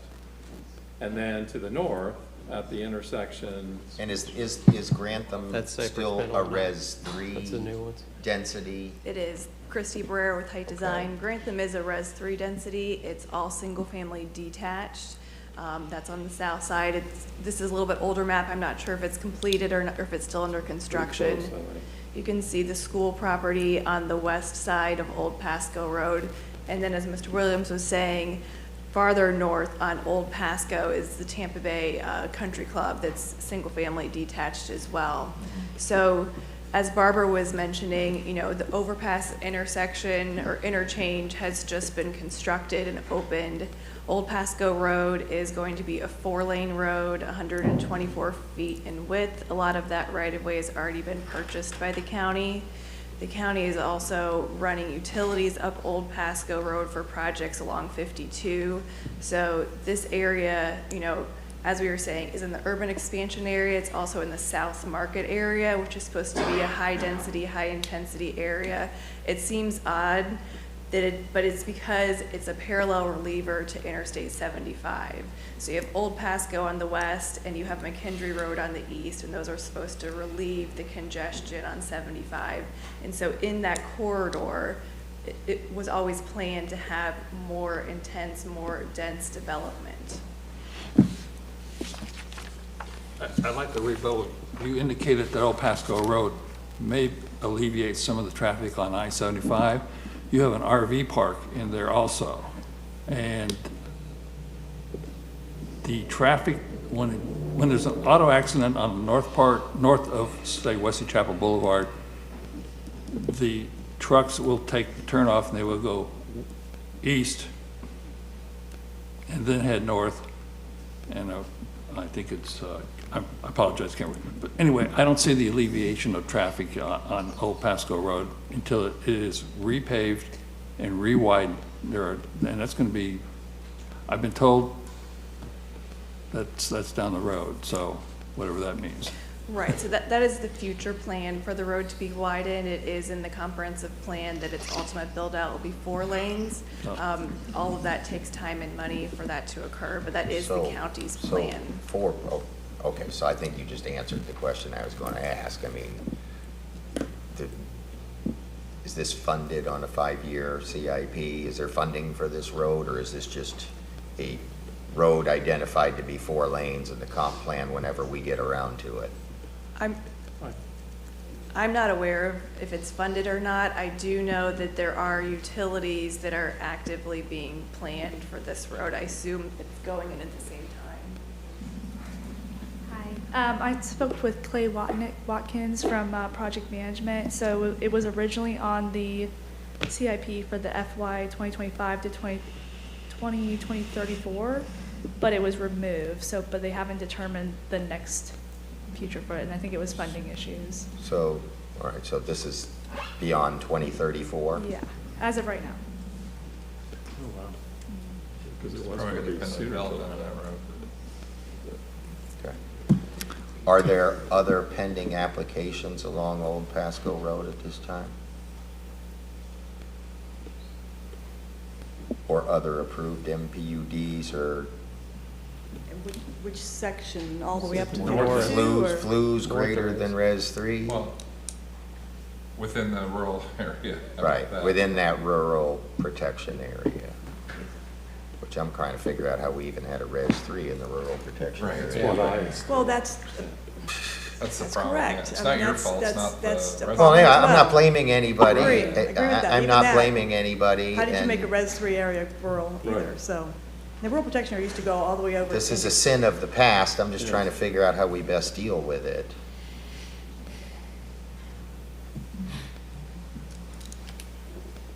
Yeah, so this graphic just shows a little bit more clearly the rural area, that it is a small portion of land east of Old Pasco Road. The southern boundary is Overpass Road, and then somehow it includes some of the Tampa Bay Golf and Country Club in the northern end. and then Wow. Grantham Ranch. Right, Grantham Ranch is obviously the roads that are shown south of our property.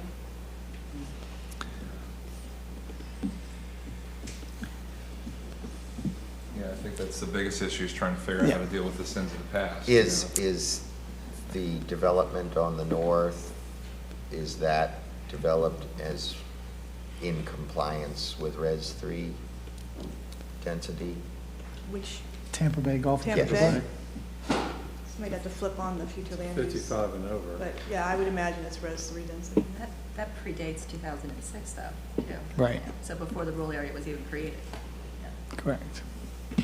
And on the Old Pasco side of Tampa Bay Golf and Country Club is a horizontal apartment project. Between Tampa Bay Golf and Country Club, right south of 52, there's a horizontal apartment project coming in. On the west side of 52, west side of Old Pasco, as you go south of 52, you've got garden-style multifamily apartments, townhomes, single-family. So you can see that pattern on 52, on Old Pasco, filling in. But certainly when the county made it the urban concentration area, in the South Market area, it certainly showed what their intent Well, was, and that's what we're I following. mean, I think it's back to us, really. I mean, the problem is that there's the conflict between the urban service expansion area and the rural protection area. So, Yeah, I mean, that what's conflict in that needs to area? get resolved. Now, the applicant shouldn't have to wait on us And- resolving it. and they're asking us to resolve it for their specific parcel. I do Right. personally agree that it needs to be resolved globally, but I don't think that's something that they should have to wait on. Correct. Agreed.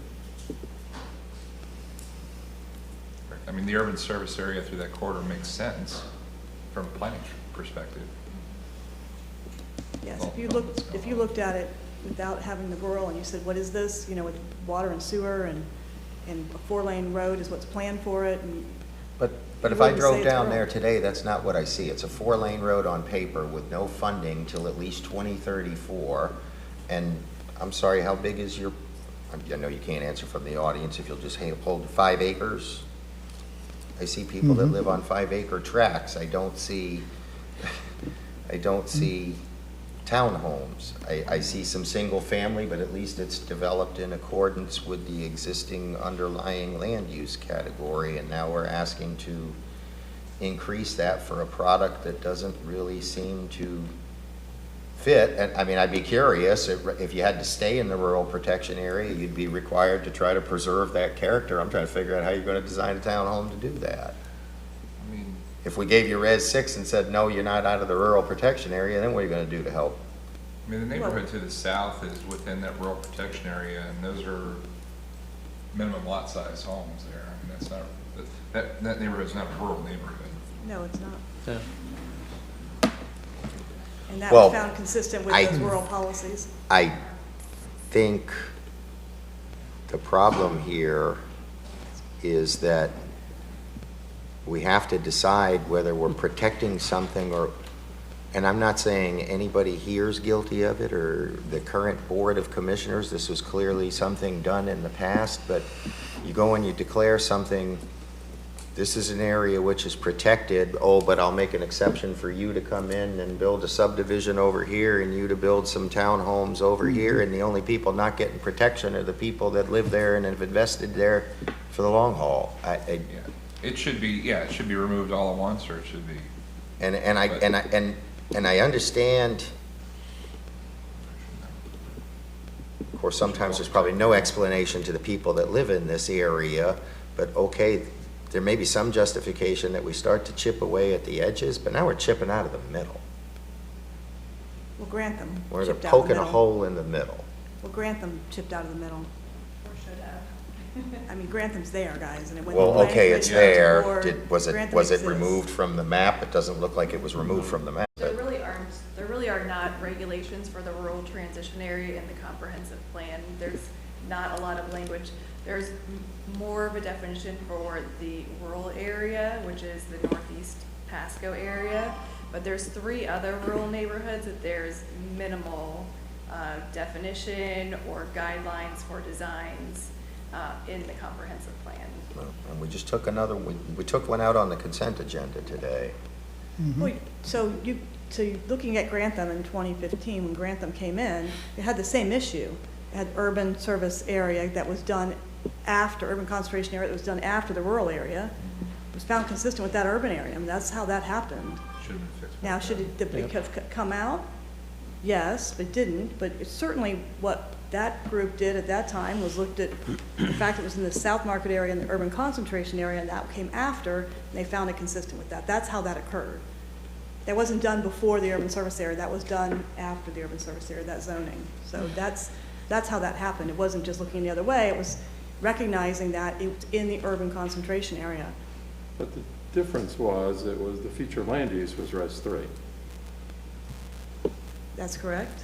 And so that's what, I So understand, but it still is within the Res 3, which is, again, Yeah, so what that's I'm the issue, is struggling with. do you provide for another product type? From going from single family to townhomes, do you provide for townhomes? Do you look at the future of how this road's gonna be? It's not gonna look like this in the future. What's the proper development for that location? That's the issue. Is it townhomes? I mean, I like to focus on product, because we're trying to get a variety of product. These are single family, Yeah. attached. Well, we're not Be talking about an simple. apartment We're complex. not talking about So rentals, we're not talking about horizontal Let me apartments. just we're talking change about gears townhomes. about rural protection, because there's something else that didn't get talked about up on the map. There's a creek that runs through this property. Is there a floodplain associated with this creek? Yes, there is. And how much of the property is encumbered by the floodplain associated with that creek?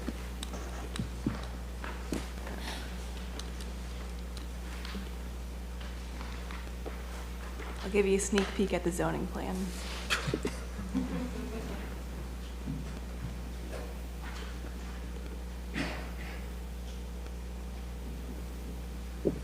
So how are we getting across there?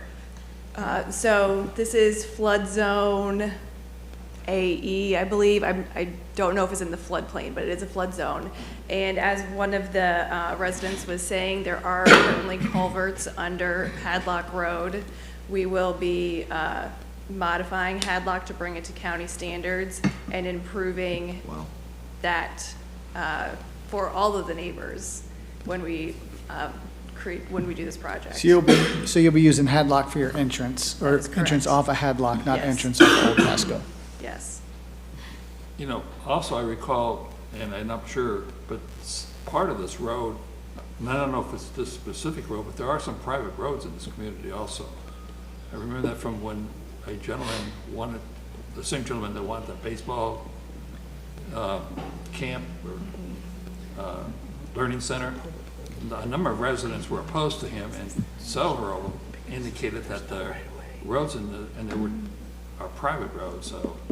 I believe Hadlock is a private road. There's an access easement on our property as well as the property to the south.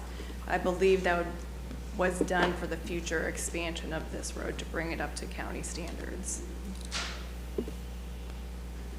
I'm just throwing that out to you for your information, which you probably know already.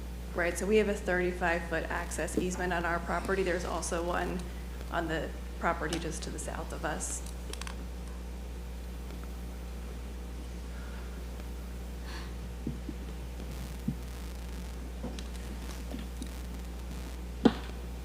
Okay. Okay, anything else? If not, anybody want to make a motion? If I made a motion, it would be to deny, obviously. Pete? I can do that. We just need a motion. We'll see if Okay, it I made gets a motion second. To deny, but here's the issue. To be fair to everybody, because in a way, I look at this as being spot zone at one time. And anyway, I'm gonna make the motion to deny. Let it go from there. Do we need to give reasons, Elizabeth? Yeah, Policy? yeah. Do we need to give you a minute? You have your existing policies in the comp plan regarding the rural area, and it's still in the rural area. You could rely upon those. So you have a whole policy series, which I have up right here. if you want. Pete, do you want to accompany your motion for denial? We need to reference certain policies, and it's not consistent with these certain policies. These are the rural. There's a few of them, you can scroll through there. This is actually a part of the rural area called the Rural Neighborhood Protection Area. And there are standards for. Can you give them a couple of examples? Yeah. Want me to do the work for you? Yeah. We rely on your That's what legal David does. mind. I see this. Pass the laptop. That's all right, I'll The tell you. flooding and the Hot top potato. one. Okay.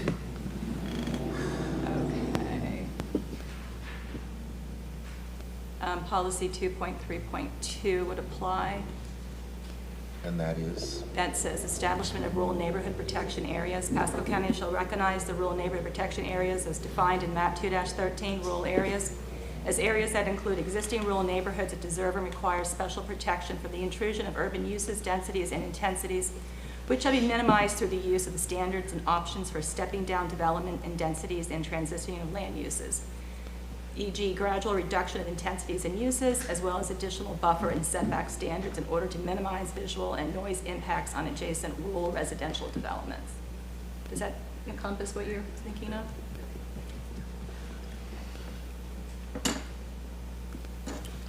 I'll second it for purposes of discussion. All right, so motion and a second. Want to go one by one, or? Open for discussion. Yeah, well, I guess one by one. You want to start, John? Yeah, I wanted to start with discussion. I'm having a hard time deciding this case in that we clearly have a conflict in the comp plan. Probably should have been cleaned up in 2010 when the urban service area, expansion area, whatever we're calling it, was overlaid over a rural protection area. I'm not sure whether that was a right decision or a wrong decision. I see what the entitlements, the controversial entitlements we've approved east of I-75 at this location. So it makes sense to me that we might see development along the west side of the interstate, given all of the development on the east side of the interstate. That being said, I get told by the applicant, well, it's going to be a 4-lane road 10 or more years from now, maybe. There's no money for it. And there's still people there that still live a rural lifestyle. And yes, we've got some intrusion into that lifestyle by subdivisions, single-family detached homes, but we haven't got attached product yet. So that's the conundrum I'm trying to figure out. And I think I've heard Mr. Gray say this a couple of times. The area's got to be ripe for something, and I just don't feel like it's ripe for the attached townhome product, if that's what the Res 6. If this were going to come in at detached, I could see if they were going to come in with ER zoning, or R2 zoning, half-acre lots or something out here that's a little more dense than what's out there, or even some of the stuff that might require some utility services, but not down to attached product. Just doesn't seem to fit with the character of the area. It may be in the future character, but I just don't feel like it is for today's character. And so I'm probably with Peter. I'd be a no for it, or a yay to deny. Yay for the no. All right. I was just gonna say, Chris? I wholeheartedly agree with you, John. That's where I'm struggling too, so I'm probably in that same vein. I'll ditto that. I mean, I think this is before its time out here. I think that there's clear issues with the comp plan that are out there, but I think that, protections of the folks that live a rural lifestyle out there mean something right now.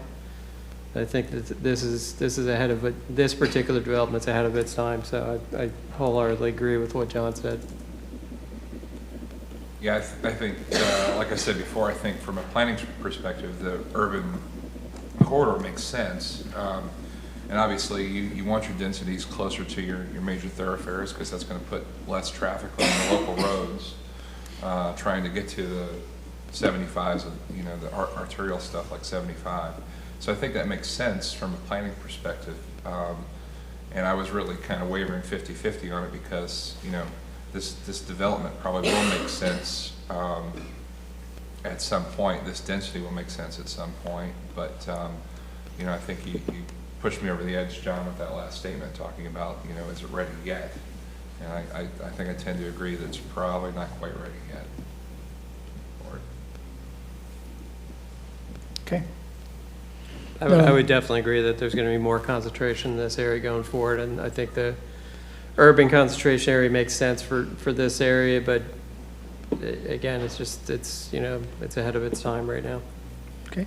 And just a springboard, because I know you're handling Quail Hollow development too, so that's down the road.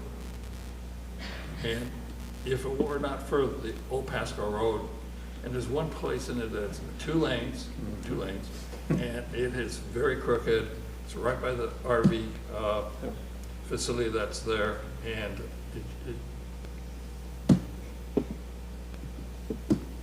it's just an area that I see as being rural, and eventually down the road that area will be developed. The same thing with Quail Hollow, I'm sure. I believe that's still in the pipeline. I don't know if it is or not, but it's primarily that road in my view. So that's why I'll call for the motion to be voted on now. Okay. And I agree with, and I think when it was brought up about removing the middle or a piece out of the middle of the rural protection zone, I think there's a conflict there, and I think once that conflict gets resolved, it makes it a little more palatable, but to take it out of the middle and go all the way to Res 6, I just think is a stretch at this point in time. Correct. Right. Should be done at once. Right. Yeah. So motion on the floor to deny, seconded. Any further discussion? All in favor of the denial? Aye. Opposed? Motion for denial carries. Thank you. I think that's the last one. Yep. That was the last item on the agenda. Just wanted to talk to the Planning Commission because this is the last meeting before the holidays. So I wanted to wish you all a happy holiday, Merry Christmas. Happy holidays. Whatever you celebrate, and that we're very grateful and very thankful to the Planning Commission. And Liam bought you guys some cookies. So we're going to be passing out cookies. And again, thank you very much for all the really hard work that you do. And make sure we save some for Barbara too. So unnoticed. That's right. So we don't have a meeting on the 21st. Happy Hanukkah. Did you adjourn? No, sir. Okay. Do we get a We motion got to the rest of the adjourn? month off. How about that? Do we have to tell Kurt? Yeah. Probably motion to adjourn. I'll make the motion. Second. Second, third. All in favor? Aye. Aye.